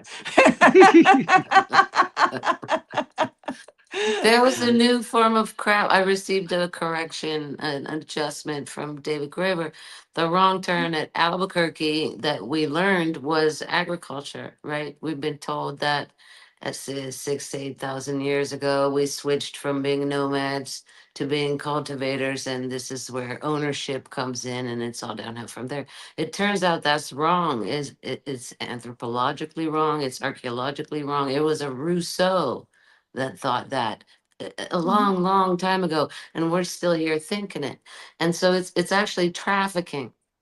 It's not agriculture that's to blame. We've always done the nomad thing and the agriculture thing at the same time. Farmers don't care about ownership. There's a drought, you move. There was not this attachment to owning one spot. This came from trafficking, and from trafficking is built this state. Right? And that is what Herodotus tells us. History in the state begins with the abduction of women. That's how he opens his history of all history. That this state equals gangster. That's the Yep. thing. And this brainwashing that has pitted the agricultural community against the nomadic community, when in reality you got one brother with following the goats and the other brother is taking care of the garden, right? That Yeah. throughout history, this seems like a small adjustment, but as it filters down into my consciousness, it changes everything. I always reckon the goat got in the garden and that's what started the brothers fighting. And No, goats they will didn't rip up fight. One took everything. off with the goats, Oh, and the other man. one stayed with the gardens. They Right. Okay. So the more aware you are, the more ontological anarchy is a reality. The more decentralized power structures become. After all, what enlightened being needs a leader, right? The more you are yourself, the more you are kind, the more you've done that internal work, the more you don't need laws, right? You've Yes. refined the self. You know, a perfect utopia of anarchy is created by living to our will. So, right, anarchy can only come about when the individual takes responsibility for themselves, right? And remember, the true will means harming none. It means being a part of the tapestry. You get to be yourself in your own reality tunnel, but you're also part of the shared universe and the weave. And you got to uplift and flow. Otherwise, it's never going to work, you know? That other Ammon Hennessy, said, "Ah, judge your laws. Good people don't need them. The bad people don't obey them. What good are they anyway?" All right. So now we're going to get into how magic and anarchy kind of come in together. Oh, Dion, you're muted. What do you got to say? What was that? Good people don't need them and bad people don't obey them. Yeah, Ammon Hennessy. They were arresting him for feeding the poor in Chicago. He said, "Oh, judge, your laws. The good people don't need them. The bad people don't obey them. What good are they anyway?"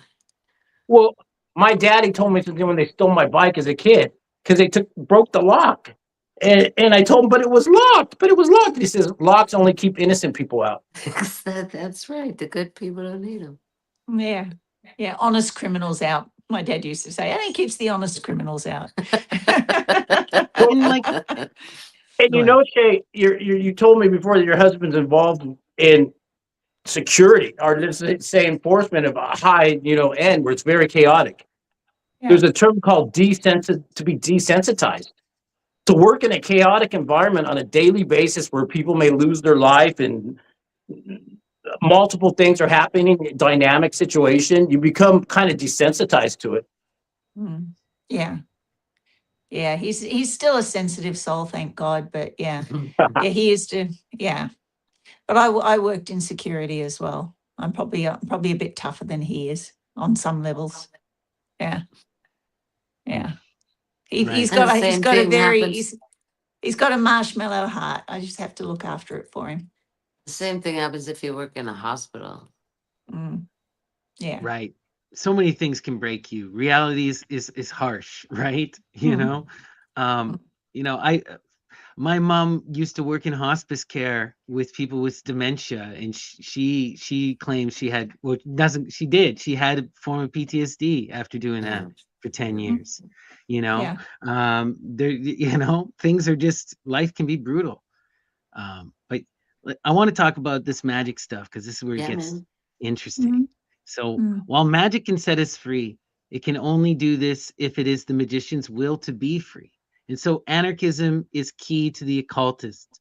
Likewise, an anarchist cannot be free without knowing their true will and cannot change the world in accordance with the will without practicing magic. And so the two are inextricably linked.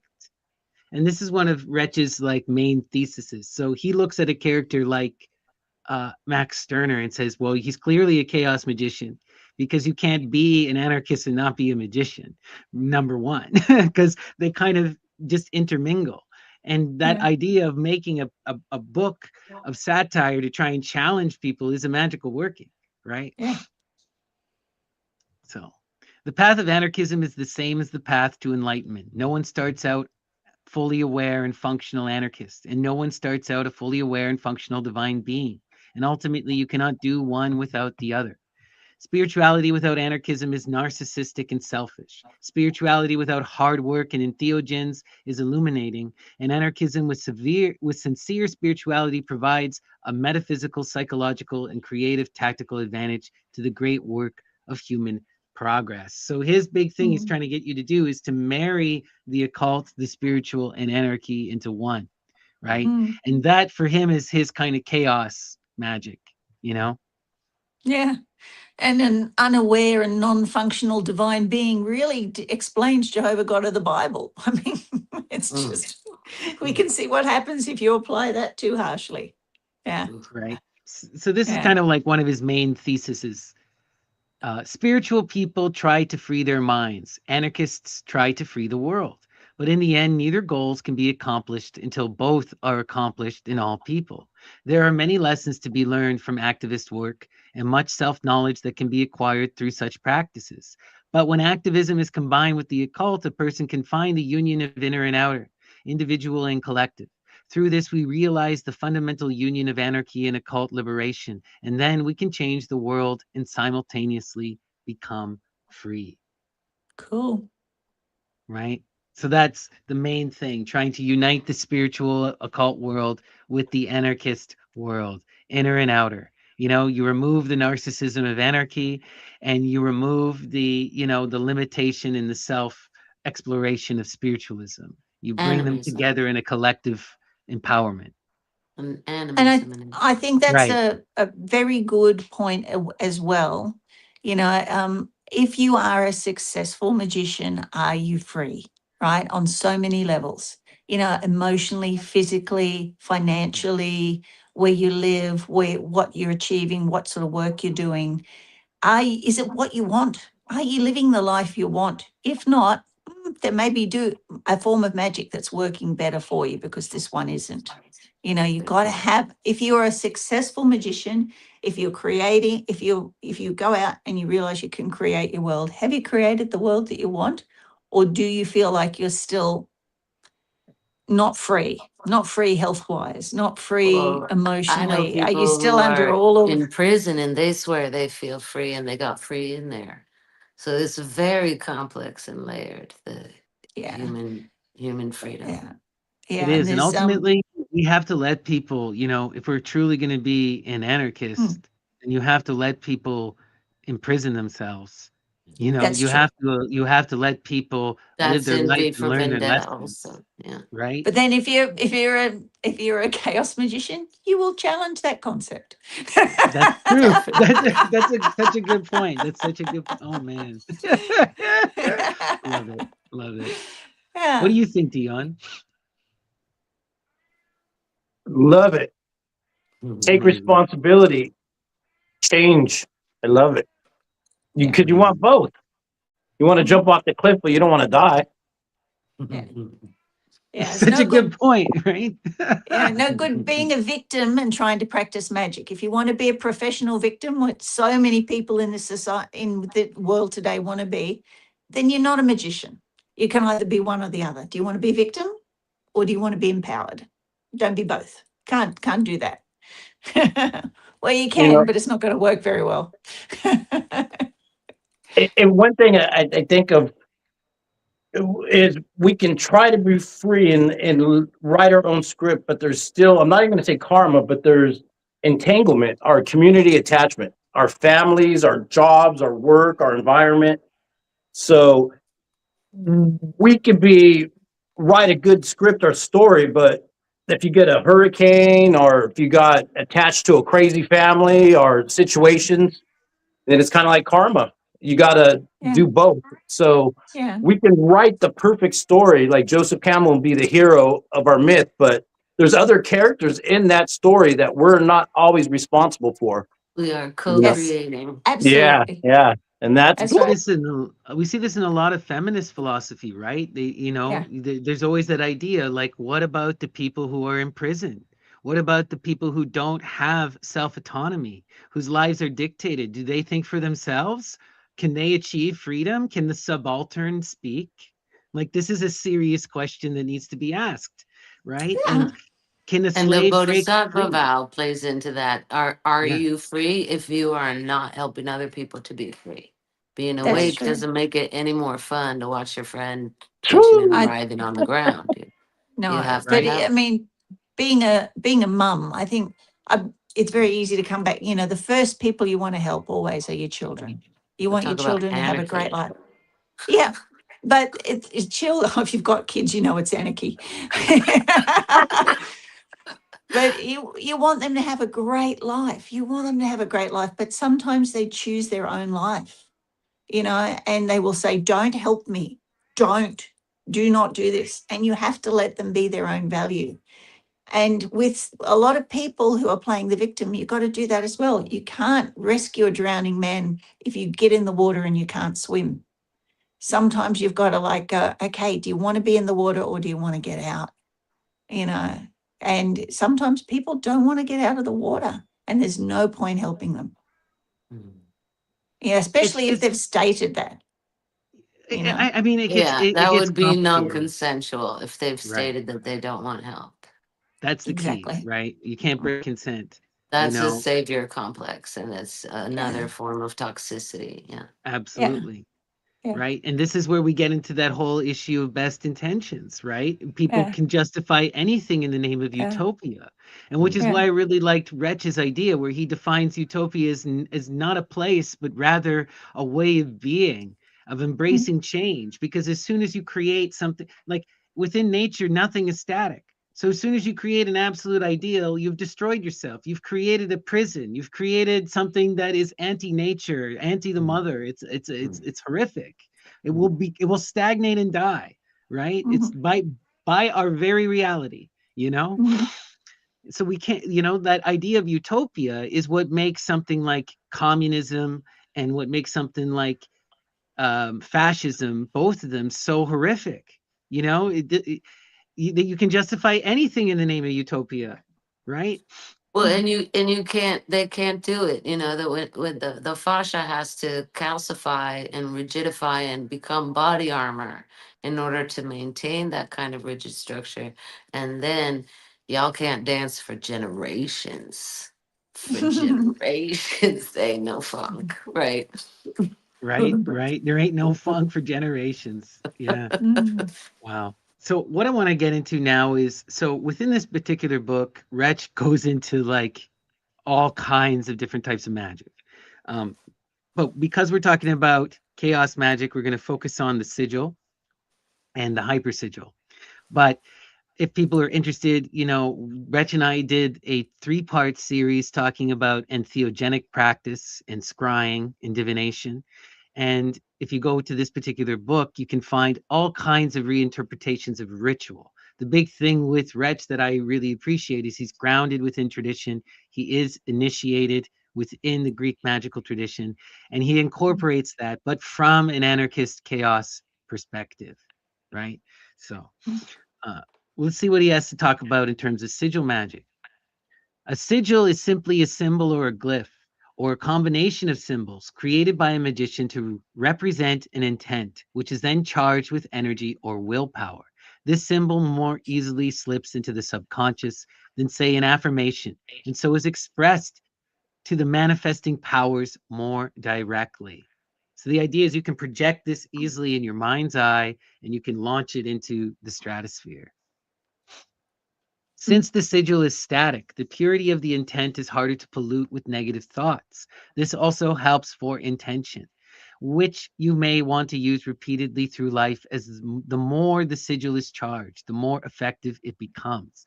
So what you do with the sigil is that you're creating a belief that exists outside the self. It's an idea that now it lives on its own. And as its own empowered idea, it's no longer bound to the whims of the body.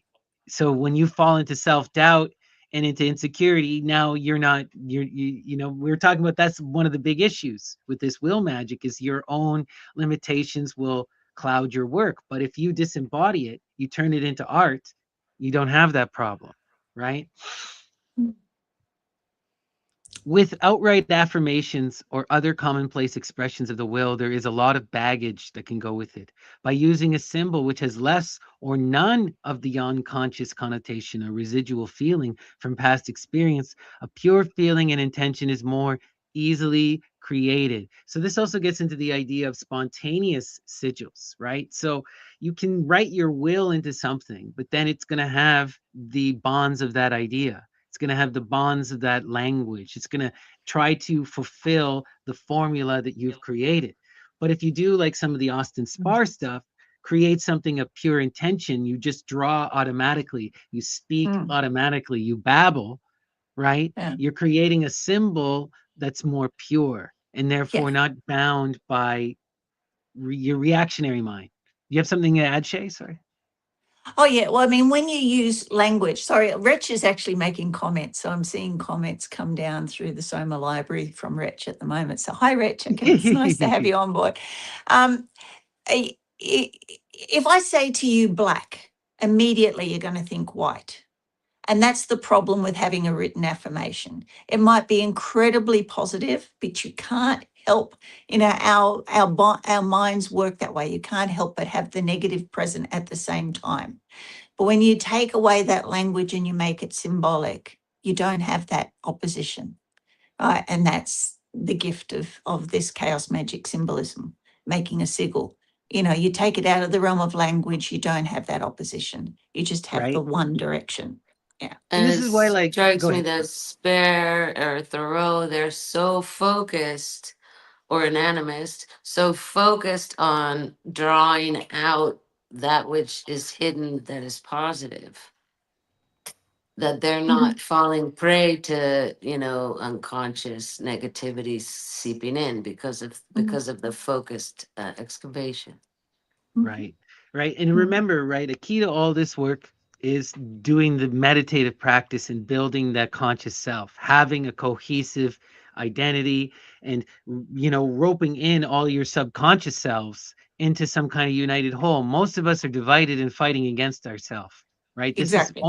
It's only going to be truly successful if you're in that pure intention. And so many of these tricks that the magician uses is to get away from your own limitations. So, one of the things you'll see with a lot of this is like you write out your phrase. It starts out as Mhm. a phrase, then you condense it into a sigil. Now what you do is you wait a day. You no longer remember the phrase exactly, right? But you have the intention. Now you got the sigil. You focus on the sigil, you empower the sigil, then you forget the sigil, right? And now it's like you're no longer connected to the work at all. It's completely outside of you and it lives within reality, right?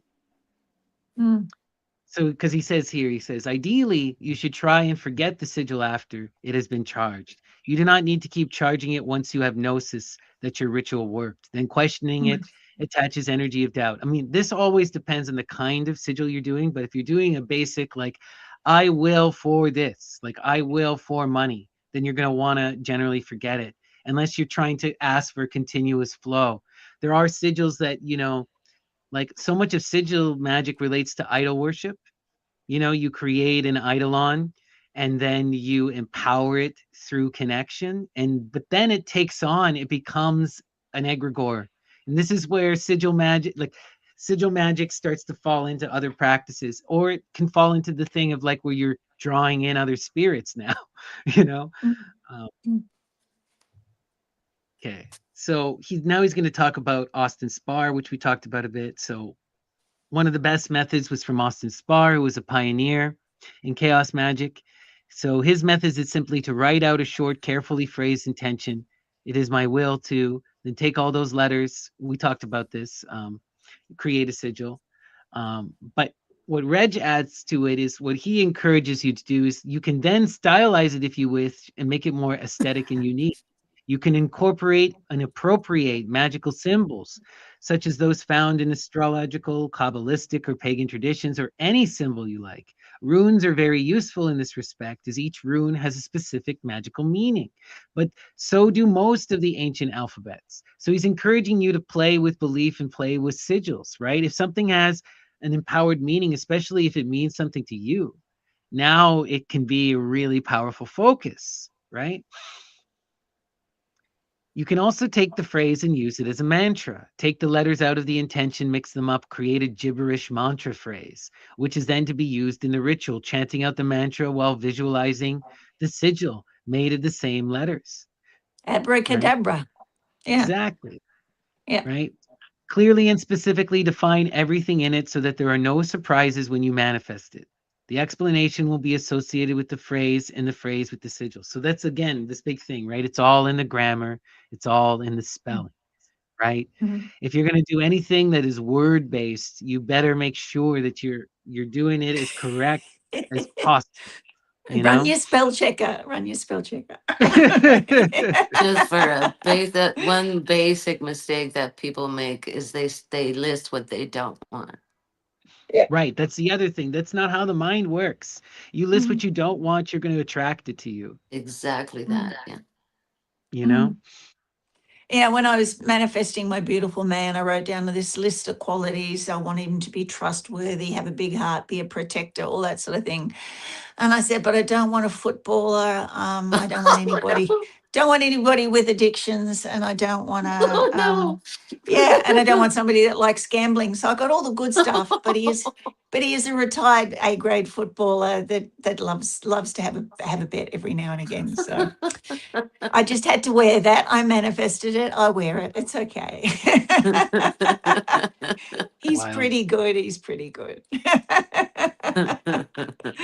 So he says here, sigils can be used for all kinds of things, changing the physical world, but also the state of consciousness for the magician. A sigil can be implemented in a regularly used ritual before bed to induce lucid dreaming. It can also be used to induce astral projection or to represent a specific ritual state of mind, like for divination or for contacting specific entities or gods. So this is where we get interesting. Now, what are we doing with the chaos magic? We're utilizing the chaos magic to get over our own subconscious limitations. Right. We're using our own mind and our own will to make ourselves better magicians. And that is where this stuff gets really, really powerful, you know, because it's so hard to do and to create. And people are always asking, well, the meditation is so difficult. How do I build the memory temple? How do I lucid dream? Well, you can do all these sigils to put you on that path. And these sigils will bring you the teachers, they'll bring you the tools, and they will teach you the skills over time. You know? And learning how to sleep is so much a part of so many traditions. There's a beautiful chapter in that book on it, on Alexandra David Neal. But I mean, we've got the Egyptian sleep temples. We've got, the Greek hypnos temples. So many times you had to go have an intention and go and sleep in a temple. It was a really important thing. Have your intention and sleep on it. Yeah. Absolutely. You, Snappy, Mm. talking about sigils, hyper sigils, and funk. I'm just thinking of so much so the Wu-Tang Clan and their merchandising. And that W that I would see kids, thousands of millions of kids wearing. And that W came from originally a tractor company. He liked the way the W looked like cool, and he took that and he infused that with Chinese kung fu movie mythologies and called that and that's the Wu-Tang Clan rappers who took a symbol, a tractor symbol with the Asian mythology, and turned that into a merchandising thing where millions of kids around the world would be wearing the symbol in a form of this Afro-futuristic mythology. That's so wild. And you're 100% right, you know? And it's interesting. It's because, like, you know, one of the reasons why I like Wretch, because he brings in that anarchism, because so much of Chaos Magic is advertising. So much of Chaos Magic is banking. You know, the Chaos Magicians, they take whatever works, and whatever works. And, you know, a lot of that stuff, like, you know, it gets into a lot of this manipulation type tactic. And this is where we get into the gray areas, you know, where you get like Scientology is also a chaos magic working, right? Howard famously worked with the Thelemites and saw, wait, if I Hubbard. just tweak this, Hubbard, sorry, not Howard, Hubbard, thank you. Mm. And he's like, if I just tweak this a little bit, I could turn these people into slaves. You know, I could use this as a self-aggrandizing, self-empowering cult. And And so now we're he took back in the grimoire. Yeah. right but Yeah. he took the goodness, anything good about Thelema, and reduced it into a capitalistic nightmare, self-empowering thing, a slave cult, you know. But what Dion was saying made me think of the KLF. You're talking about the Wu-Tang Clan. But how can we talk about, I can't believe we haven't mentioned KLF in all of this. You know, the Callisto Liberation Front. They did all that music and Justified and Ancient with Tammy Wynette. And but they based it on Callisto, which is the goddess of chaos magic. And they call themselves the KLF, the KLF. And what they famously would do at their concerts is they would take $1 million and they would either burn it or they'd throw it out into the audience. It was either one or the other. But of course, they made way more than that. But yeah, but their symbolism was all there, you know, in all of their videos. But they would just write that KLF, Callisto Liberation Front. You know, they were a chaos magician based band with absolutely no qualms about letting everybody know that they were doing every performance they did was a chaos magic ceremony. So That's awesome. yeah, they were brilliant. Yeah, and mainstream and did incredibly well for themselves. Yeah. Yeah, we get a lot of these really interesting kind of magical outfits, right? Yeah. You know, the people doing all this kind of stuff, right? And it really takes off in the 70s because of the whole punk rock revolution, and Mm, because of like the predecessors that we were talking about, you know. mm, It just gets so crazy and wild. yeah. But yeah, it's good if anybody's listening. Go and do a little bit of research on KLF, and it just makes you wish, you know, that I wish I'd been at one of their concerts. You know, you're a participant with, you know, I think they had like 60,000 people at one of their events, and it's a big chaos magic ritual. Mm, So it would have been great to have been there. So right. yeah, Another really yeah, interesting band like this. Are you guys familiar with Chubbawamba? yeah, You know, and they wrote the song Tub Thumping, right? yeah, One of the biggest football songs of all time. Well, what's yeah. interesting about them is that they were originally a anarchist punk band, and Mm, they really come out of this chaos magic thing and were total hardcore revolutionaries. And mm, they wrote that song as a challenge to themselves if they could actually make something popular and make something successful. And then what did they mm, do with it? When they got on the Brit Awards, they famously went up to the prime minister and covered him in red paint, and they brought the Mm. his flag onto the stage, and they sang a song called When the Nazi Died. Like they, you know, and they never released another pop album after that. They then moved on to becoming folk musicians, and they're still crazy anarchists to this day. But they did it. They ran to they wanted to. If we decided to give up our politics for a moment, could we actually make the money? Could we ride the wave to the top? And they did. And then they took the mhm. money and donated it and burned the The house. smart ones disappeared. There was that other hit song that the dance companies made revolutionary choreography to. It was an Australian guy, somebody that I used to know. Huge Oh yeah. hit. If you only listen to the first part, you think it's a victim song, but if you listen all the way through, it's not. And he took one look at all the bounty before him and said, you know what, I'm going home and I'm going acoustic. Yeah, he got Wow. in trouble because he sampled too much of a song by a very similar name from Well, yeah. yeah, from oh, what's his name? I can't think of the artist. So you're talking about But Gautier or Gautier, yeah, Go Gautier. Tape, and he Yeah. was So that song is heavily sampled. I thought it was all yeah, acoustic, like it's because I've no, studied the song there to see what happened, and it's yeah, yeah, it's so heavily much of it, sampled by yeah, a blues musician, and at that he didn't monetize the video, which is in. I was showing somebody the video count the other day. It's almost going to hit 1 trillion. It's going up there, like in the billions of billions. It's in the billion views. he would, if he had just got a penny off of each view, he would be ridiculously cashed out. He didn't do Yeah. that because he couldn't. But, yeah, he He ended would up have to having to pay. give it all.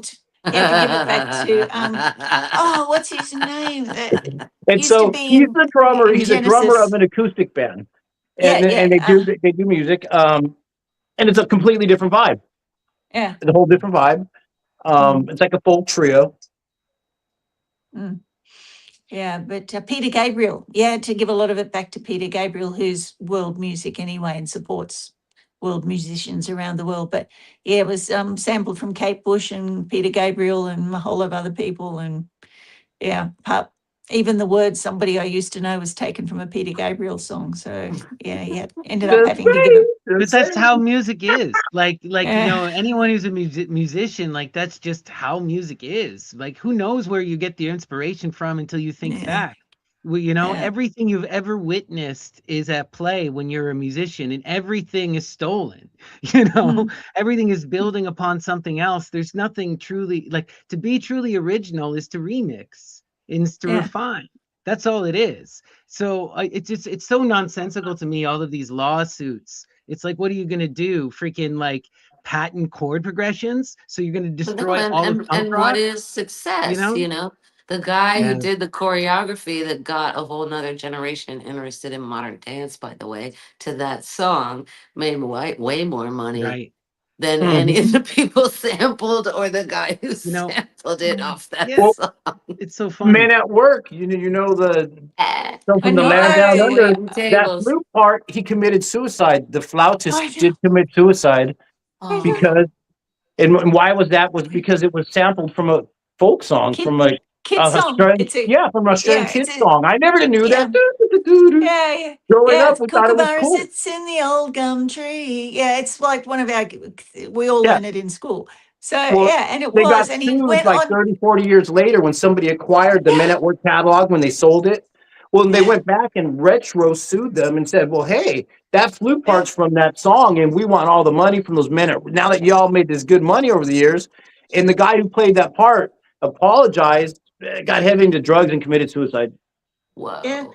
And I don't think the lady who actually wrote Kookaburra sits in the old gum tree got any of the money either. She didn't get nothing. So no, But she But these are didn't get the anything. this is also how it works, and that's what Wrench was saying, that Mm, you gotta know you're standing on other people's shoulders no matter what you do. There's never an original idea. The Guy Fawkes mask, this is not anonymous, didn't make it up. Yeah. no, Alan Moore didn't make it up. You have no. to be drawing on a previous mm, mythology, or you will be mm. without knowing it.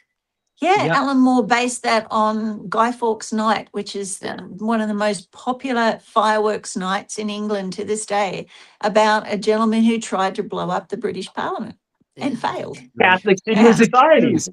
He was a yeah, Catholic. Yeah, he was a yeah, Catholic who was trying to overthrow the British monarchy, and he was mm, accused of being an anarchist. mm, yeah, Wild yeah, ridiculousness, you know? But yeah, like, there's so much craziness with all this kind of stuff. And like, we need to be in that more freedom of art and flow, you know, like taking it back to the music stuff, right? You never know what's going to influence people and what's going to take off. And like different cultures have different things. So one of my favorite genres to really obsess over is reggae. And in reggae, covering if they started to sue people over copying people's music, they'd have no genre at all. It's like it's a yeah, whole thing, right? Everyone has to play on the same rhythms, they call them, and it's a mm, way in which like everyone knows the rhythms and we all celebrate them and we all do our riff on it, and it's a whole culture.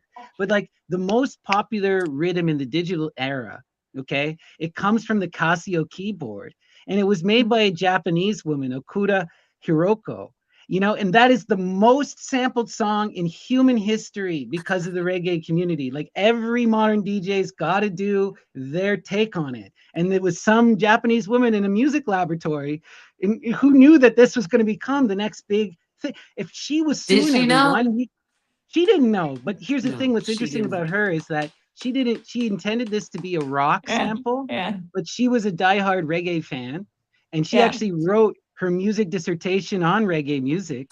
So I think it just came out naturally. And then the Jamaicans heard it, they just vibed with it because it was a cheap keyboard that they could afford. And it just became the basis for a whole cultural revolution. 808 lovers rock. Is it the 808 beats? It's called Under Me Slang Tang. Yeah, Under Me and Slang you Tang hear is it the in name lovers of the rock. rhythm. The slang tang rhythm, the most repeated thing in human history. But like, this is beautiful. This is beautiful. We all riff on it. We all have a shared culture. To me, that's what myth is, right? Everyone's riffing off the same stories. Is Ovid doing myth or is he doing fan fiction? Does it matter? Oh no, I get so many quotes out of doing this show. I'm going to put a post up. Ovid just did fan fiction. It's going to be on my Facebook page, guys. That's not from me. That's actually from Dr. Carla. Leslie and I did a beautiful interview with her, and I was asking her about Ovid, and she was going like, Ovid is so late, he's just doing fan fiction. She's like, I refuse to accept his version of Medusa. Medusa's just a woman with snakes for hair. All of that anti-woman stuff, no, that's Ovid's mind. Oh my goodness. Okay, I'll put Dr. Carla and Snappy as the quote. It's too funny. Too funny. Oh, excellent. But yeah, a lot of this chaos magic is so fun.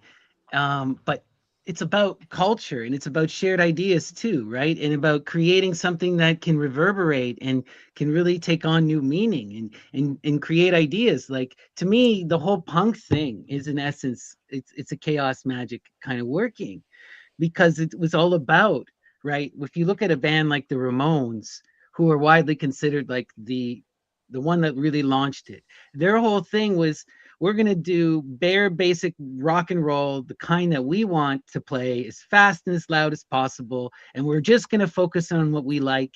And we're going to do it even though we can't play and none of us know what we're doing. And so it's one of these things where everyone who saw them was like, wait, I could do that. Wait a minute, I like this. Why don't I try it? Because everyone realized that they could,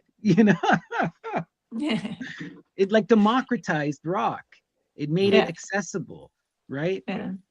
It's funny because every time we play and we do like a cover set, somebody asks us for tub thumping. It's one of those democratized things, Right. And they just want to hear it. They just want to keep hearing it. It's one of those things. Yeah. Yeah, it's become an earworm and it's transformed the world, But what's wild is that money is raising money for activist causes to this day. Right. And this always brings up that kind of thing with power too, and with magic. Another interesting thing, right? Like Chumbawamba, they're these radical anarchist magicians. And they did live that for most of their career, but they also did get bank. But with that bank, they were able to do so much. And this is the question, like, how and when and if and where, Money's just like wisdom. It's how you use it. It's like electricity. Do you use it well? Do you protect yourself? Do you protect others? Or do you make an electric chair? It's one of those things. Yeah. Right. Yeah. And it takes me back to a lot of like the classic Greek mythology. You can be a Saturn who consumes their children, or you can be a Polybius who gives up the crown and goes and works in his farm and lives out his last lives in peace and in bliss. And a lot of folks who think they're protecting people are just suppressing people, and moms included. Like, they have to be asking for your protection. Yeah, and sometimes letting them live in the basement is not protecting them. Pam Bondi thinks she's protecting the world by not releasing the names, Yeah, sometimes you got to be the mother eagle and tip them out of the nest. Well, this is the danger of something like ideology. The thing I really appreciate the most about chaos magic is that it challenges and it tells you not to just accept, but to go try it for yourself. Don't just trust what I'm saying. Like, so much of the old world magic, not all old world magic is like this, but you got to go submit to a teacher and to a lineage and to a doctrine, right? And then as you do the practices, they will reveal their truth to you. Where chaos magic is like, no, you go try, you figure it out. It's all on you. And there's a certain kind of empowerment there, and there's a certain kind of freedom there. You don't have to trust anyone. There are trail hikers and there are off trail hikers, and it depends on what you're what your temperament is and what you're doing. Absolutely, absolutely. You know, some people need, and ultimately, you know, even if you do walk a teacher path, any authentic path, eventually you have to leave the teacher behind, Oh, yeah. right? And eventually you got to move beyond it. And But most of the time, if you go off trail, you got to find the trail again. right. But what do you To guys all get home. think of Chaos Magic now that we've done like 4 episodes? What are your final kind of feelings on this whole thing, Dion? Yeah, I have no thoughts on Chaos Magic. No? Oh, that's very chaotic. I just survive and try to have fun and live the best in this Yeah. crazy, chaotic world. Chaos Magic is just surviving this chaotic environment. Right. What do you though? What is your take on, you know, absurdity and belief? Are you going to weaponize your belief? Do you believe in the absurd? Like, Yeah, absurdity I use as a gift. That's what an artist. If you're like a bored artist, I'm uninspired, but absurdity to like Van Gogh or Picasso, be like, woo, like they can do something with it. So that's what it's like taking the lemons to make lemonade.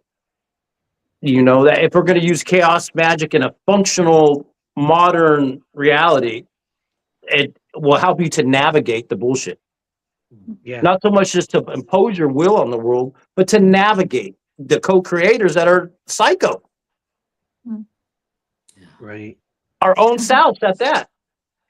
And Absolutely. so just have fun, and that's why we go to study such extremes of the dark side or the arcane or occult.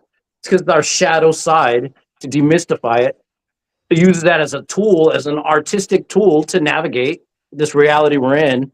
And if we're Epicurean, then we want to experience and taste everything, the heat, the cold, the pain, the bliss. But we need responsibility and discernment to get through the bullshit and have fun at the same time. So that's what I think about chaos magic. Beautiful. So Leslie, now that you've tried it out and you've done the deep dive with us, what's your perspective? Well, my perspective is that it's in everywhere and in all things, and that if you what I've learned is if you think you're not doing chaos magic, you probably are. Yeah, it's a pretty loose thing. Right, when Reg is like you willed your hand and therefore you're doing that. Well, I Okay. remember that. Does anyone remember that when you're a kid and you're like, move, move, and command with your mind, and it doesn't move, and then you you will it, and so you learn the difference between your body will, your will, and what you think your will is. Right, right. That's beautiful. And what about you, Shay? What's your overall perspective after all this discussion? Well, the hypersigils, I mean, chaos magic certainly has had a bigger influence on popular culture from this discussion than even I was aware of. And the hypersigils I've become more appreciative of. But we've got to be aware that it's destructive. Like my lead, well, for no reason while we're doing this, boom. So it was not plugged in anymore. It just fell apart, didn't explode, just dissolved. So that's that. Chaos magic can be destructive as well as creative. It's certainly the hypersigils have created some amazing things in our society, but you have to be aware that there is a destructive side. Try and be as responsible, with action, reaction, and cost as you possibly can be. Try and understand the antidote to any magic or pharmakia before you do it, so that if something goes wrong that you don't want to have happen, you can undo it. All right. So action, reaction, and cost, calculate that like before you do your chaos magic, and you're more likely to get what you want out of it. I think all the people who have been successful with the hyper sigils and the changes in society have really been very well planned, well disciplined, well structured, well focused with what they've created. Absolutely. That's abundantly clear, right? Mhm. That's such a good point. You got to know you got to put thought and effort into everything. Basically, Mm. organize your life and figure it out. Mhm. That's the biggest thing with chaos magic. I find like a lot of people dabble and then they send themselves on a magical journey, and that could be truly rewarding. But you know, you're not going to get necessarily what you want, and that's the chaos aspect at full play. Mhm. But Be that can be careful what you wish mitigated. for.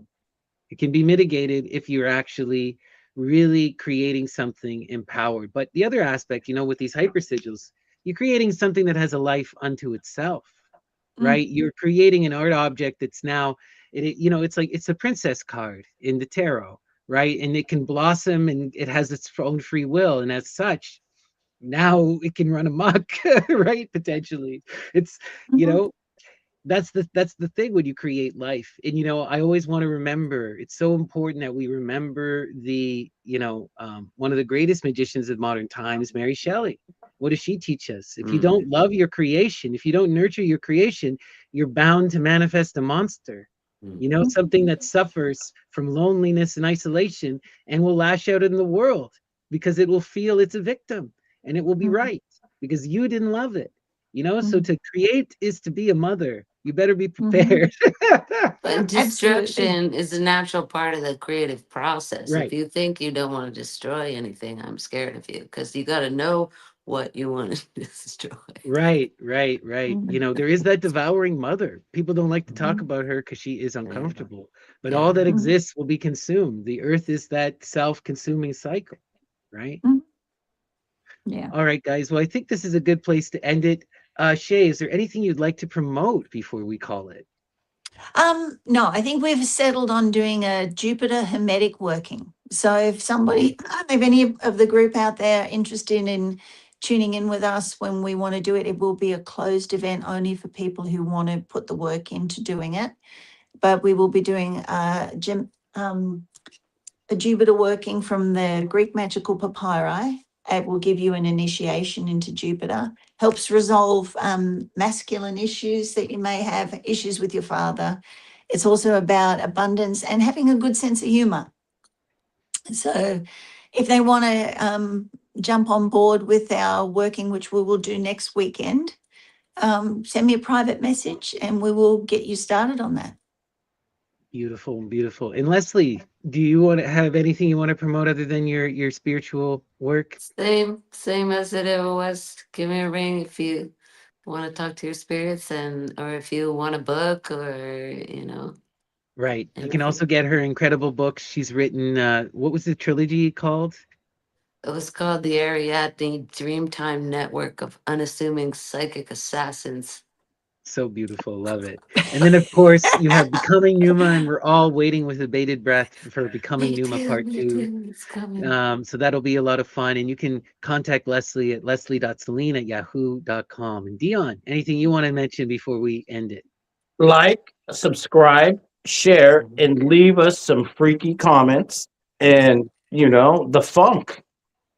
What the funk is about is overcoming all the bullshit and having fun and celebrating, knowing that shit's bad, but celebrating, fuck it. Celebrate. And you know what? I don't think it's any coincidence that funk and punk sound so similar, No, honestly. we're going there next. That's why we had to go to funk before we go to punk. All right, everyone. Sounds Well, good. peace and love. Take care, and we'll see you next week for our deep dive into punk rock fun. All right. Much Thank you, love, everyone. Sandy. Thank you, Thanks, guys. Love you guys. guys. Love you, nighty night. Bye.